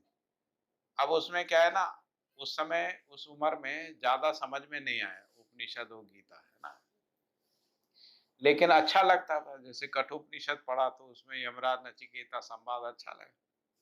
तो बाकी जो उपनिषद पढ़े उसमें कोई कोई चीजें आत्मा परमात्मा ये वो, हमारा घर थोड़ा माताजी भक्ति भाव वाली थी, तो हमको लगा चलो भगवान का काम, उनको भी लगता था चलो भगवान का काम कर रहे हैं, इस किताबों को पढ़ते रहते हैं ना। हमको भी लगा ब्रह्मा कुमारी परमात्मा ये वो आत्मा सब बात करते हैं, तो ये अपन से मेल खाता है, ऐसा करके तो अपन सीख। फिर उन्होंने 7 दिन का शिविर कराया, फिर ध्यान सिखा दिया। ध्यान में अपन कल्पना को ले जाते हैं, क्या करते हैं कि हम जो है अपने शरीर से निकल के परम धाम की ओर जा रहे हैं, और वहाँ जाके हम शांति में विराम कर रहे हैं, ऐसा हम कल्पना करते हैं। या कभी कभी ऐसा कल्पना करते हैं ध्यान में कि हम ध्यान में एकाग्र हो गए और परमात्मा से शांति आनंद प्रेम जो है ये सब बरस रहा है हमारे अंदर, हम उसमें डूब गए और हम आनंद यानी हमको शांति मिल रही है, ऐसा कल्पना में। अब हम क्या था कि हम पढ़ाई कर रहे थे, उसके बाद जो है हमारे ऊपर पढ़ाई का भी प्रेशर था और उसका भी प्रेशर था। ध्यान करते समय शांति लगती थी, पढ़ाई करते समय समस्या लगती थी, है ना, क्योंकि पढ़ाई ठीक से नहीं होती थी, ध्यान में मन लगता था। तो आश्रम में ज़्यादा पढ़ाई नहीं कर पाए। पढ़ाई से मतलब हम हमारा जो पोटेंशियल था वो तो टॉपर कर गोल्ड मेडल वाला था, है ना, और ब्रह्मा कुमारी के चक्कर में हम सेकंड क्लास हो गए। से, है ना। तो फर्स्ट क्लास आया ही नहीं हमारा। हमने एमटेक तक ऐसे ही किया, एमटेक तक हम ब्रह्मा कुमारी में। यदि ब्रह्मा कुमारी में नहीं होते तो हम तो एमटेक में टॉप करते, है ना, और कहीं बड़ी पोस्ट पे रहते। ब्रह्मा कुमारी के कारण हमारी प्रवृत्ति हो गई कि हमको नौकरी नहीं करना, हम तो केवल यही ब्रह्मा कुमारी इसका प्रचार प्रचार करेंगे। ऐसा अपना एक प्रवृत्ति बन गई। तो शादी नहीं करना ये भी प्रवृत्ति बन गई। तो लेट मैरिज हुई हमारी, 29 साल की आयु में हमने शादी की। फिर वो ध्यान का अभ्यास बना रहा, हम 15-15 12-12 घंटे ध्यान करते। तो हमारा ना पढ़ाई में मन लगता था ना घर में। तो घर में नहीं होते तो घर का भी हम ठीक से संचालन नहीं कर पाए, क्योंकि हम मेडिटेशन करते रहते, ज़्यादातर ध्यान करते थे कि इस मंदिर में बैठे, उस मंदिर में, इस आश्रम में, उस आश्रम में, पूरे हिंदुस्तान भर के आश्रम घूम डाले, उसी में मजा आता था, है ना। तो परिवार का जो भरण पोषण वाला वो हिस्सा था वो ठीक से नहीं किया। हमको अगर किसी ने डिस्टर्ब किया, अपन रिजाइन करके दूसरी जगह नौकरी, तो हमने करीब 15-16 नौकरियां बदल ली, है ना, इसी चक्कर में, ध्यान के चक्कर में, है ना। और फिर एक विरक्ति का संस्कार था, तो हमने अपना तय कर लिया। जब तक शादी नहीं हुई थी तब तक हमने तय किया कि हमको 3,000 रुपये मिलेगा तो हमारा भरण पोषण चलेगा। तो 3,000 से ज़्यादा की नौकरी नहीं करना, है ना। तो 3,000 की नौकरी। फिर जब हम वहाँ गए, शादी हो गई, तो हमने सोचा यार हम पत्नी आ गई तो अब 4,000 मिलना चाहिए। तो 4,000 की नौकरी करी तो हमको 4200 मिलने लगा, है ना। फिर बच्चे हो गए तो हमने सोचा कि 7,000 मिलने लगे तो हो जाएगा।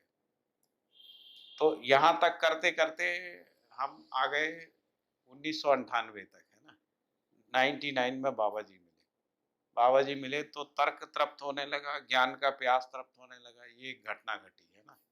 दूसरी घटना ये घटी कि बाबा जी को हमने अपना सब बताया कि हम ऐसा ऐसा प्रवृत्ति के, उन्होंने हमको ध्यान से हटाया, कहा न्याय पे ध्यान करो, इस पे ध्यान करो, है ना। फिर तो उससे हमारी प्रवृत्ति में वो, क्योंकि हस्तक्षेप था, प्रबल हस्तक्षेप था। हम जैसे आदमी को हटाना आसान काम नहीं था, बहुत आसक्ति थी, है ना। तो वहाँ से उन्होंने हमको इस तरफ मोड़ दिया तो हमने नागराज जी के पूरे वाङ्मय पढ़े। फिर एक दिन हमने उनसे कहा कि हम तो, कह ले तुम ज़्यादा क्यों नहीं कमाने का सोचते हो। हमने कहा इतने में परिवार चल जाता है, काय के लिए ज़्यादा कमाना बाबा जी। तो बाबा जी बोले, उनको बताया कि हम तो इस विधि से चलते हैं, हमको जितना चाहिए उतने काम संकल्प ले लेते हैं, उतने का नौकरी मिल जाता है, हमको ज़्यादा की ज़रूरत नहीं महाराज जी। तो बाबा बोले बेटा 20,000 से कम का नहीं संकल्प लेना। तो मैंने 20,000 का संकल्प लिया। संयोग से ऐसा हुआ कि यूजीसी का नया वेतनमान आया तो हम लोगों की तनख्वाह जो है 24,000 हो गई। संयोग ऐसा हुआ। फिर इसके बाद वो चलता रहा।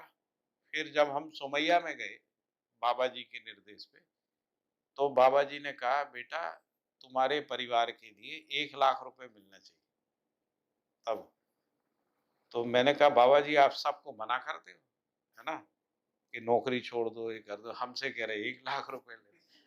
तो कहते बेटा तुम्हारी आसक्ति नहीं है पैसे में, तो तुमको पैसा बांध नहीं सकता, लेकिन अभी जो तुमको काम करना उसमें पैसे की आवश्यकता है। तो हम सोमैया में जब गए तो हम लोगों को मिला के करीब समझ लो 50-60 हज़ार रुपये, 60,000 रुपये सैलरी था और बाकी घर वर घोड़ा गाड़ी सब फ्री था। लगभग 1,00,000 रुपये ही हो जाता था। अब ऐसा मान लीजिए यदि आप मॉनिटरी जोड़ें उसको तो ऐसा।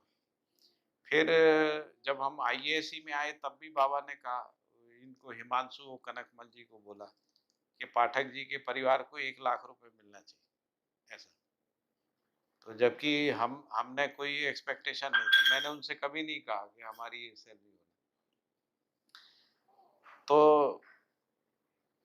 हम इस विधि से चले, तो जो आपने कहा वहाँ तर्क तृप्त नहीं हो रहा था, ज्ञान का प्यास बुझ नहीं रहा था, आचरण को भी हमने देखा नहीं। लेकिन दर्शन तो नहीं बदलेगा ना, दृष्टि नहीं बदलेगी, है ना। तर्क तो नया नहीं आएगा ना, तर्क तो नहीं आएगा।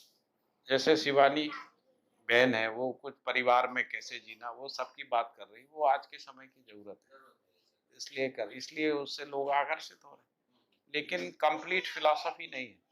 पूरा नहीं है। कंप्लीट लॉजिक सिस्टम नहीं है, कोई व्यवस्था का चिंतन नहीं है, व्यवस्था का कोई बात नहीं, इवन परिवार का भी बात नहीं है, क्योंकि ब्रह्मा कुमारी खुद परिवार छोड़ के आती है, वो कह रही शादी नहीं करना है, वो पति पत्नी कहती भाई बहन की तरह रहो, ऐसे कह रहे हो। तो परिवार सिस्टम ही नहीं उनको पता है।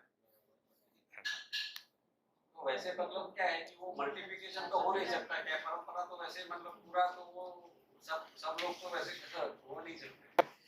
कोई फिलॉसफी नहीं, रहस्य जो होता है ना, रहस्य भय बनाता है, वो भयवश लोग जाते हैं, जो डरा हुआ भीरू आदमी होता है ना, वही ऐसी जगह पे जाता है, बाजारों में, मंदिरों में, इन सब में डरा हुआ भीरू आदमी जाता है। आश्रमों में भी ज्यादातर वही लोग जाते हैं, ऐसा पुरुषार्थी लोग नहीं जाते, या फिर जाते भी हैं तो थोड़े दिन में पढ़ लिख के निकल आते हैं, उनको समझ में आ जाता है ये इनका इतना ही है, बस इससे ज्यादा नहीं। बहुत संक्षेप में समीक्षा कर रहा हूँ, और मेरा कोई उद्देश्य किसी का निंदा करना नहीं है, है ना। निंदा करने के, मैं अपनी जर्नी के हिसाब से देख रहा हूँ, मैंने अपनी जर्नी के आधार पे जो देखा वो बताया।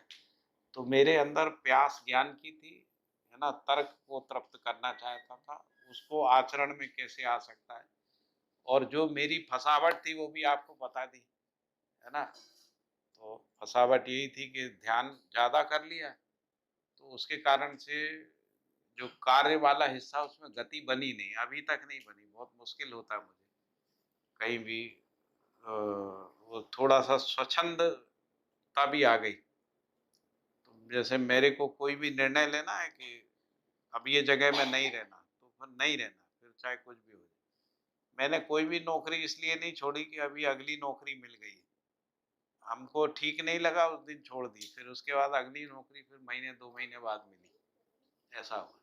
या नहीं भी मिली, जैसे मैं आईएएस ही छोड़ दी, मैंने इस्तीफा दिया, उन्होंने 2 महीने लगाए इस्तीफा स्वीकृत करने में, कर ही नहीं रहे थे इस्तीफा स्वीकृत, क्यों जाना है, बच्चों का क्या होगा, ये क्या होगा। हमने कहा आपको गलतफहमी नहीं रहना चाहिए, ना मैं बच्चों को पाल रहा हूँ ना आप पाल सकते, ये सब अस्तित्व में सबका व्यवस्था रहता है, आप क्यों परेशान हो। और फिर हम जो है छोड़ के चले आए, हमने ट्रक बुला लिया, सामान पैक किया, हमारे एक मित्र ने दिल्ली में किराए का मकान ले लिया, हम उसमें चले गए। फिर हमारे पास कोई आमदनी नहीं थी दिल्ली में, है ना। फिर बाद में हिमांशु जी ने 2.5 लाख रुपए हमारे खाते में डाले कि यार दिल्ली में क्या करोगे आप। कहने लगे 3 महीने का सैलरी देते हैं हम लोग जो जाता है, तो 3 महीने का सैलरी आपके खाते में जमा कर। हमने वो भी नहीं कहा था कि हमको तो हमारा दिल्ली में 2.5 लाख से खर्चा चल गया। तो हम दिल्ली में कोई नौकरी नहीं की, हमने दिल्ली में जो हमारे पास 1 लाख रुपए पहले से था, 2.5 लाख ये आया था। फिर हमारे कुछ 3 मित्रों ने हमको 15-15 हजार रुपए तय किया कि पाठक जी दिल्ली छोड़ के नहीं जाए, हम उनके सब काम कर देते थे, कॉन्फ्रेंस कराना, ये कराना। तो वो लोग जो है हमको 45 हजार रुपये देते, और दिल्ली में भी हम टैक्सी में ही घूमे पूरे दिन, पता लगा 20-25 हजार रुपये टैक्सी में खर्चा होता था, 20-1 हजार रुपये किराए के मकान में जाता था, बाकी परिवार का खर्चा था। तो वो भी सब कुछ नहीं, सब चलता रहता है, अस्तित्व में सब व्यवस्था रहती है। फिर उम्मेद भाई आ गए, हमको ले गए, कहने लगे आप इसके लिए हो ही नहीं, आप तो जो है किसी और काम के लिए बने। तो हमने कहा भैया अभी तो जो चल रहा है। फिर कहने लगे नहीं आप अहमदाबाद चलो। तो मैंने कहा मैं करूँगा क्या। कहने लगे सब हो जाएगा, अपन शिविर करेंगे, आप वहाँ पे शिविर कराना। तो हमने कहा हमारा परिवार का खर्चा है। तो वो कहने लगे मैं चलाऊँगा, आपको क्या करना है, आपको कुछ सोचने ही नहीं पैसे की। तो हम ऐसे उम्मेद भाई के साथ आ गए। फिर कुछ दिन आनंद मंगल कमल मंगल जी के साथ काम किया। तो उन्होंने कहा हमारा एक प्रोजेक्ट बना दो, हमने बना दिया प्रोजेक्ट रिसर्च का बड़ा सा। और कमल जी का स्कूल का फीस कम हो गया, उसी समय सरकार ने डिसीजन लिया, तो उनका फाइनेंशियल एकदम नीचे आ गया। तो उन्होंने कहा भी ये प्रोजेक्ट नहीं कर पाएंगे, लेकिन हमने आपको कमिट किया था कि हम आपको 50 हजार रुपये देंगे, तो 1 साल तक हम देते रहे। तो 1 साल कमल जी हमको पैसे देते। तो हमारा खर्च फिर 1 साल बाद उम्मीद भाई से हमने कहा अब हो गया 1 साल, अब हम जाएँ घर। तो कहने नहीं जाना है अभी, अभी हम करेंगे आपका, आपको नहीं। तो फिर हम उन्होंने 3 साल और किया ऐसा। 3 साल तक 50,000 रुपए देते थे हमको जीवन विद्या का, हम काम करते रहे इसलिए, है ना। फिर 4 साल जब हो गया पूरा तो हमने 3 साल पे हमने उनसे कहा भैया अब हम जाएँ, हम तो 2 साल का संकल्प लिया था, ये 3 साल हो गया। तो कह रहे अभी कोरोना है, ये हो जाने दो पूरा बाद में। फिर 4 साल हो गया। फिर हमने एक दिन उनसे कहा अब हमको ज़िंदगी का थोड़ा अंतिम वाला पार्ट बचा है और हमको कुछ अपना स्वावलंबन को प्रमाणित करना है, हम अपने घर जाना, हमारे पिताजी भी बुला रहे हैं। तो कह रहे ठीक है, अच्छा आप फिर घर चले। ऐसा हुआ वो उमेश जी के साथ। तो फिर हम अपने घर चले गए। घर गए तो कोई नौकरी नहीं थी, कुछ हमारे पास जमा पूंजी भी नहीं थी। तो उम्मीद भाई ने कहा कि अभी 1 साल तक हम आपको पैसे देते रहेंगे, है ना। तो अभी वो देते हैं मेरे को। फिर वहाँ गए तो एक वाइस चांसलर का फ़ोन आ गया, है ना, अपने आप आ गया, हमने कोई अप्रोच नहीं किया। तो उन्होंने कहा कि हम बहुत दिन से सोच रहे थे आप मध्य प्रदेश आओ तो हमारी कुछ मदद करना। तो हमने कहा ठीक है, अभी तो आ गए। तो हमने कहा हम वहाँ नहीं आ सकते इंदौर, आप तो घर पे ही काम बता दो। तो उन्होंने कहा आप कंसल्टेंट हम आपको अपॉइंट कर दे रहे हैं, हम आपको 30,000 रुपये देंगे, आपको घर से ही काम करना। तो मैंने कहा ठीक है। फिर एक दिन कहा कि आपने सर्टिफिकेट भेज दो, हमने सब सर्टिफिकेट फोटोकॉपी करा के भेज दिया। वहाँ से अपॉइंटमेंट लेटर आया, उसमें 75,000 रुपये सैलरी, 75,000। तो मैंने कहा आप तो 30 बोल रही थी, इसमें 75 गलती से तो नहीं हो। कह रहे नहीं वो इतना ही सैलरी है। तो हम अपना काम कर ही रहे थे, करते रहे। फिर 2 महीने का सैलरी इकट्ठी आ गई, है ना। तो हमने कहा नहीं ये सही में ही 75 मिलेगा। फिर वो कहने लगी कि आपको 10-15 दिन यूनिवर्सिटी में दीजिए। मैंने कहा ठीक है। तो इसीलिए मैं अभी कुछ दिन दे देता हूँ वहाँ। फिर हमारी बिटिया की एक जॉब लग गई है, तो उसको भी कुछ पैसा आने लगा। तो 1 लाख रुपए का अपना आमदनी अभी हो गई, है ना। तो हम इसी विधि से जिए, पूरा ज़िंदगी हमारा ऐसे ही निकल गया। हम आराम से हैं, हमको कोई तकलीफ नहीं।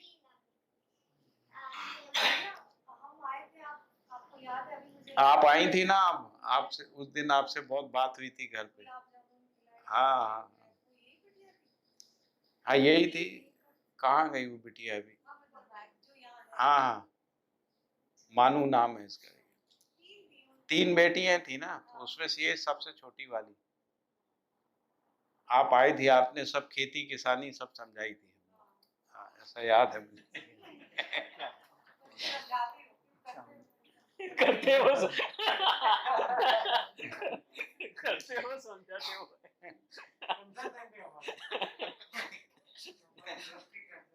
तो एक तो जो है कि आप ऐसा मान लीजिए कि जो मैं एक व्यक्ति के रूप में भी हूँ और एक परंपरा भी है। मतलब मेरे अंदर एक परंपरा बह रही है, क्योंकि मैंने दर्शन शास्त्रों को पढ़ा है ना। तो जो भारतीय सनातन परंपरा है वो मेरे अंदर से बह रही है।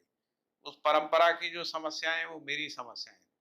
व्यक्ति की समस्या भी मेरी समस्याएं थी, मेरे परिवार की समस्या भी मेरी, लेकिन परंपरा की समस्याएं मेजर थी मेरे जीवन में। उनके उत्तर मिलना चाहिए, है ना। आत्मा समझ में आना चाहिए, परमात्मा समझ में आना चाहिए, ब्रह्म क्या वस्तु ये समझ में आना चाहिए। यही जीवन का लक्ष्य है ना। मोक्ष का लक्ष्य लेके हमने ये सब किया था, है ना। लेकिन ये भी स्वीकार नहीं होता था कि हम मोक्ष के बाद करेंगे क्या। जैसे वो जैन में महावीर को कहते हैं कि भाई उनको निर्माण हो गया तो वो किसी एक पहाड़ में अपने बैठे हुए। तो हमने कहा ऐसे तो पत्थर बन जाना है, सब पहाड़ के पत्थर बैठे ही हुए हैं अपनी जगह। हमने कहा भाई अपनी कोई भूमिका होना चाहिए, ऐसा मैंने अपने में तय किया है। तो वो भूमिका निकल नहीं रही, सभी मोक्ष और निर्माण और उसी की बात कर रहे हैं। यहाँ तक कि बौद्ध परंपरा तो ये कह रही है आप हो ही नहीं, आपका होना ही अहंकार है, भ्रम है।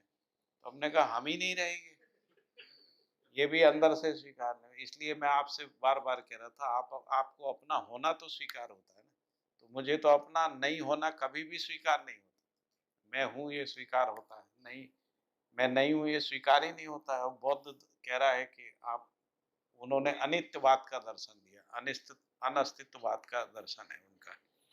वो कहते हैं कि आत्मा नहीं होती, आत्मा का अमृत नहीं है, है ना, आत्मा का अमृत नहीं है, बौद्ध दर्शन है। एकमात्र यही दर्शन है जो कह रहा आत्मा का अमृत नहीं है ना। जो नॉन वैदिक फिलोसफीज में, नॉन वैदिक में जैन लोग आत्मा के अमृत को मानते हैं। चारवाक भी कह रहे हैं कि आत्मा परमात्मा परलोक नहीं है। चारवाक और बौद्ध काफी हद तक एक जैसे ही दर्शन है ना। चारवाक में चारवाक जो है विपස්සना पद्धति से नहीं गए, वो तंत्र पद्धति से गए। चारवाक लोग तांत्रिक होते थे बहुत सारे। अभी उज्जैन में एक काल भैरव का मंदिर है जहाँ पर वो भगवान शराब पीते हैं, आपको पता है, उनके ओठ में लगा दो तो वो पी जाते हैं। काल भैरव का मंदिर आप लोगों ने शायद देखा हो, किसी ने, आपने देखा है? हाँ, वहाँ ऐसे तस्तरी में दारू ही चढ़ा, पिलाना तो पुजारी पिलाता है।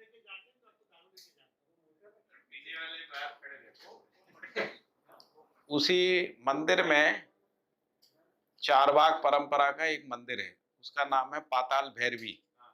पाताल भैरवी मंदिर जमीन के अंदर है ना। सीढ़ी उतर के एक अंधेरी सी कोठरी में एक जो है मंदिर है अंदर। हम उसमें नीचे गए, वहां पर भी हमने ध्यान किया, वो परंपरा को समझा, ये सब हम करते रहे। तो वो लोग उस में गए नॉन वैदिक, तो मैंने कहा कि नॉन वैदिक में केवल बौद्ध लोग हैं जो आत्मा को परमात्मा को नकारते हैं, और फिर चारवाक परंपरा है। चारवाक का तर्क चला नहीं है ना। चारवाक ने प्रत्यक्ष के आधार पे तर्क दिया, मतलब जो इंद्रियों से पहचानने में आता है उतना ही अस्तित्व है, उतने की ही बात की। तो बाकी जो दर्शन है उन्होंने कहा कि बहुत सारी चीजें ऐसी होती हैं जो इंद्रियों से पहचानने में नहीं आती, वो होती हैं, जैसे सुख ही है, दर्द ही है, दुख ही है, बहुत सारी चीजें जो इंद्रिय से पहचानने में नहीं आती लेकिन उनका होना सिद्ध होता है।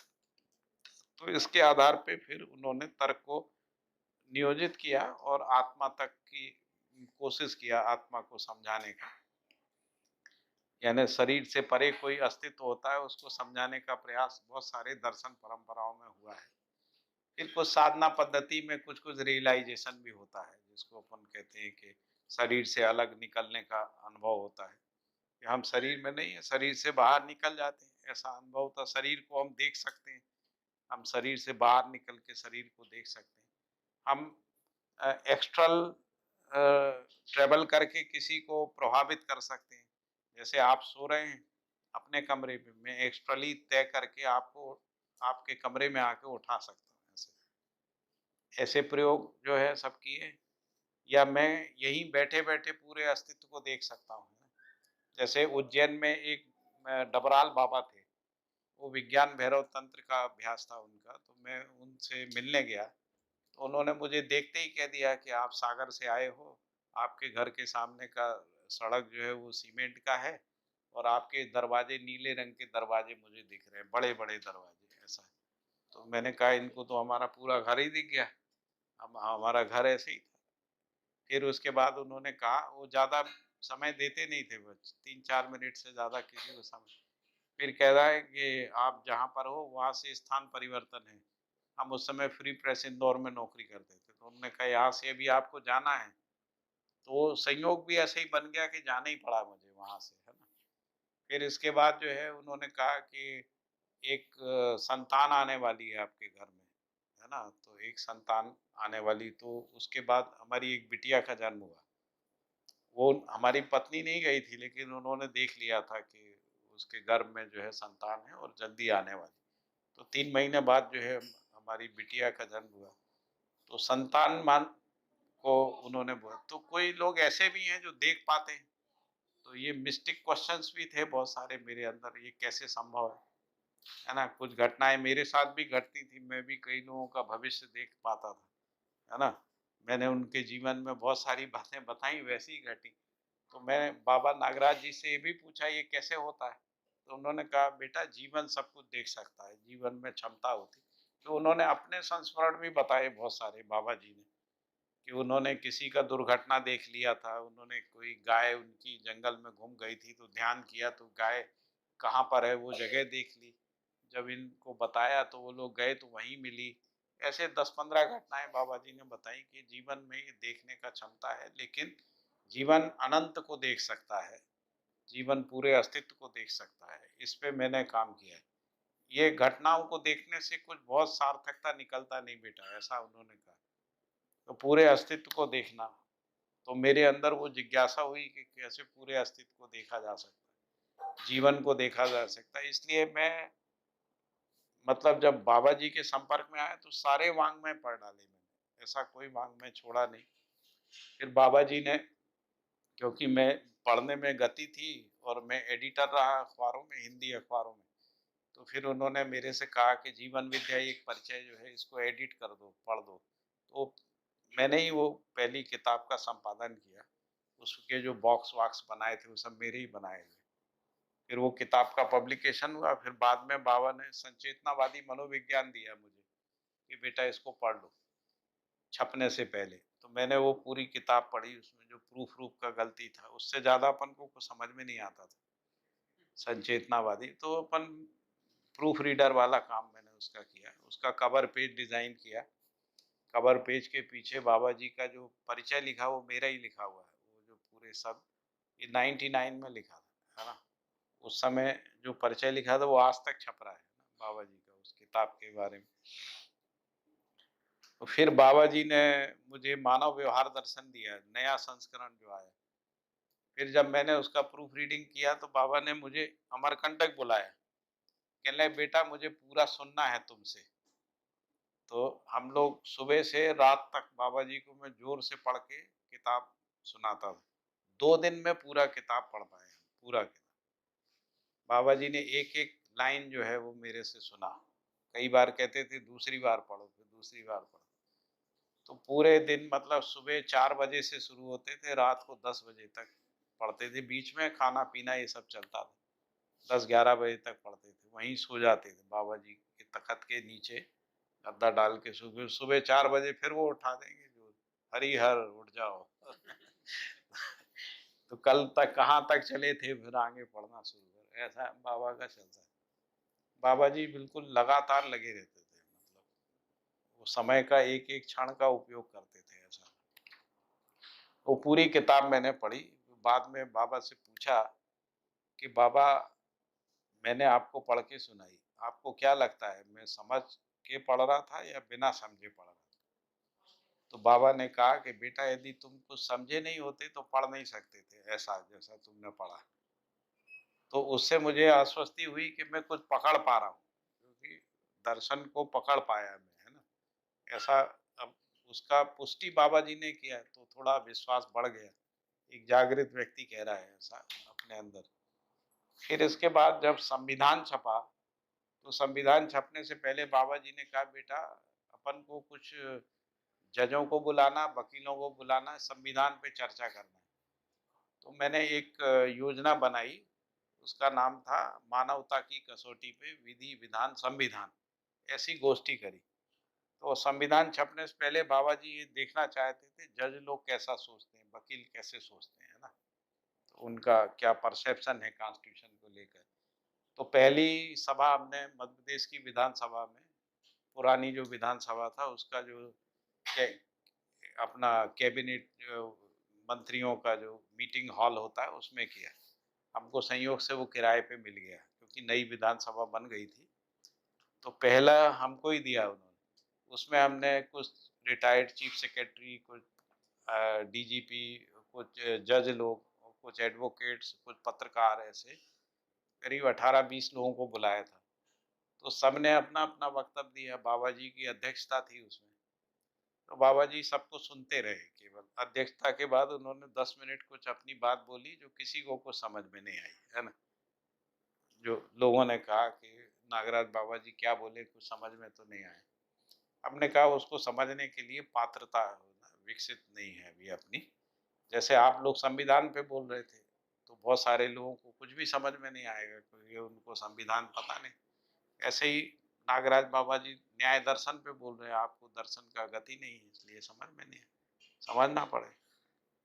फिर एक इंदौर में की, फिर एक सागर में की। सागर में करने के बाद उन्होंने कहा बेटा अब हो गया, अब और नहीं करना है।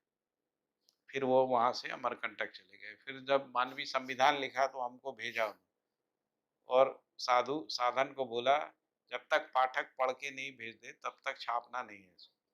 तो फिर हमने पूरा किताब पढ़ा, एक एक शब्द, मानवीय जो मानव संविधान है उसका, मानवीय आचार संहिता रूपी मानव संविधान पूरा पढ़ा। इसके बाद बाबा ने हमको बुलाया, पूछा बेटा क्या समझ में आया? हमने बाबा समझ में तो नहीं आ रहा है ना, जो मैंने कहा वो बाबा तो कहने लगे बेटा पहले मानव संचेतनावादी मनोविज्ञान को पचाना पड़ेगा, तभी ये संविधान समझ में आए। फिर मैंने मानव संचेतनावादी मनोविज्ञान को 5-7 बार पढ़ा, उसपे मैं करता ही रहा, और मेरे अंदर एक एक भ्रम बैठ गया था कि 122 आचरण जो है जीवन के क्रियाकलाप, ये कहीं से आ गया था, है ना, अपने ये विद्या परिवार से ही। मैंने कहा जीवन में तो दिखता ही नहीं है ये सब जो संचेतनावादी। बाद में फिर अचानक एक दिन फ्लैश हुआ, मानव संचेतनावादी लिखा है इसमें, मानव संचेतना, तो ये मानव में दिखेगा, है ना, 122 आचरण। फिर मानव में देखा तो व्यक्ति में नहीं दिख रहा था, व्यक्ति में 122 आचरण नहीं दिखता है। फिर मानव परंपरा में देखा तो 122 आचरण दिख गया। तो जैसे ही वो 122 आचरण फ्लैश हुआ तो संविधान समझ में आना शुरू हो गया, संविधान से पूरा व्यवस्था सूत्रित हो गया। अभी मैं आपसे कह सकता हूँ कि मैं अपने कॉन्फिडेंस के आधार पे कह सकता हूँ कि परिवार मूलक स्वराज व्यवस्था को सबसे अच्छा मैं ही समझा। अभी जितने भी लोग हैं आपके विद्या परिवार में, सभी लोग मेरे से ही डिस्कस करते हैं, उसको लेकर कहीं भी अटकते हैं तो मेरे से ही करते हैं, क्योंकि उसका बुनियाद ये है कि संचेतनावादी मनोविज्ञान को पचाया, वो किताब को मैं शुरू से पढ़ता हूँ, मानव संविधान को भी कम से कम 10 बार पढ़ा है, 3 बार तो मैं अध्ययन करा चुका हूँ, 3 समूह में उसका पूरा अध्ययन करा, तो पूरा चित्रित हो गया मेरे अंदर जो वो है। और उससे क्या हुआ, संविधान के चित्रित होने से सह अस्तित्व का जो अखंड समाज सार्वभौम व्यवस्था का जो चित्रण है वो आ गया।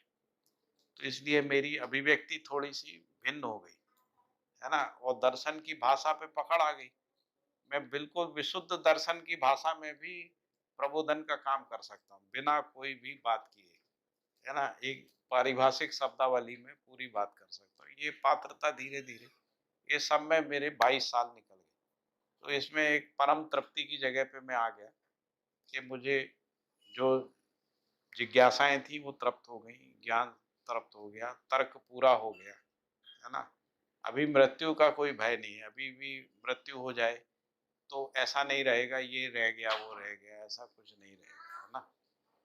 जो परंपरा वाला भाग था, केवल अभी थोड़ा सा परिवार वाला भाग बचा हुआ है कि बच्चियों की शादी हो जाए, थोड़ा सा सेट हो जाए, थोड़ा सा कहीं हम जिस जगह जन्म लिए हैं वहाँ थोड़ा सा शुरू हो जाए, एक है ना, कि हमारा जिस शहर में रहे उस शहर का कुछ ऋण है तो उस परंपरा से थोड़ा सा जुड़ जाए, भाई इतना ही अभी इच्छा बचा हुआ है, बाकी तो काम पूरा हो गया है ना? ऐसा अपना जीवन है। आपका अनुरोध था इसलिए थोड़ा सा मैंने ये सब बता दिया है। हाँ, और इसमें कई चीजें बहुत ही भावुक क्षण हैं, बहुत सारे। बाबा जी का जो आशीर्वाद मिला, कृतज्ञता, मार्गदर्शन मिला, वो तो आंतरिक अनुभूतियां हैं, वो तो कभी व्यक्तिगत आप बात करेंगे तो बहुत सारा वो निकलेगा, वो संदर्भ में ही निकलता है। जब वो क्षण संदर्भ आता है ना तो वो एकदम से निकलता है, वो एक स्पॉन्टेनियसली होता है।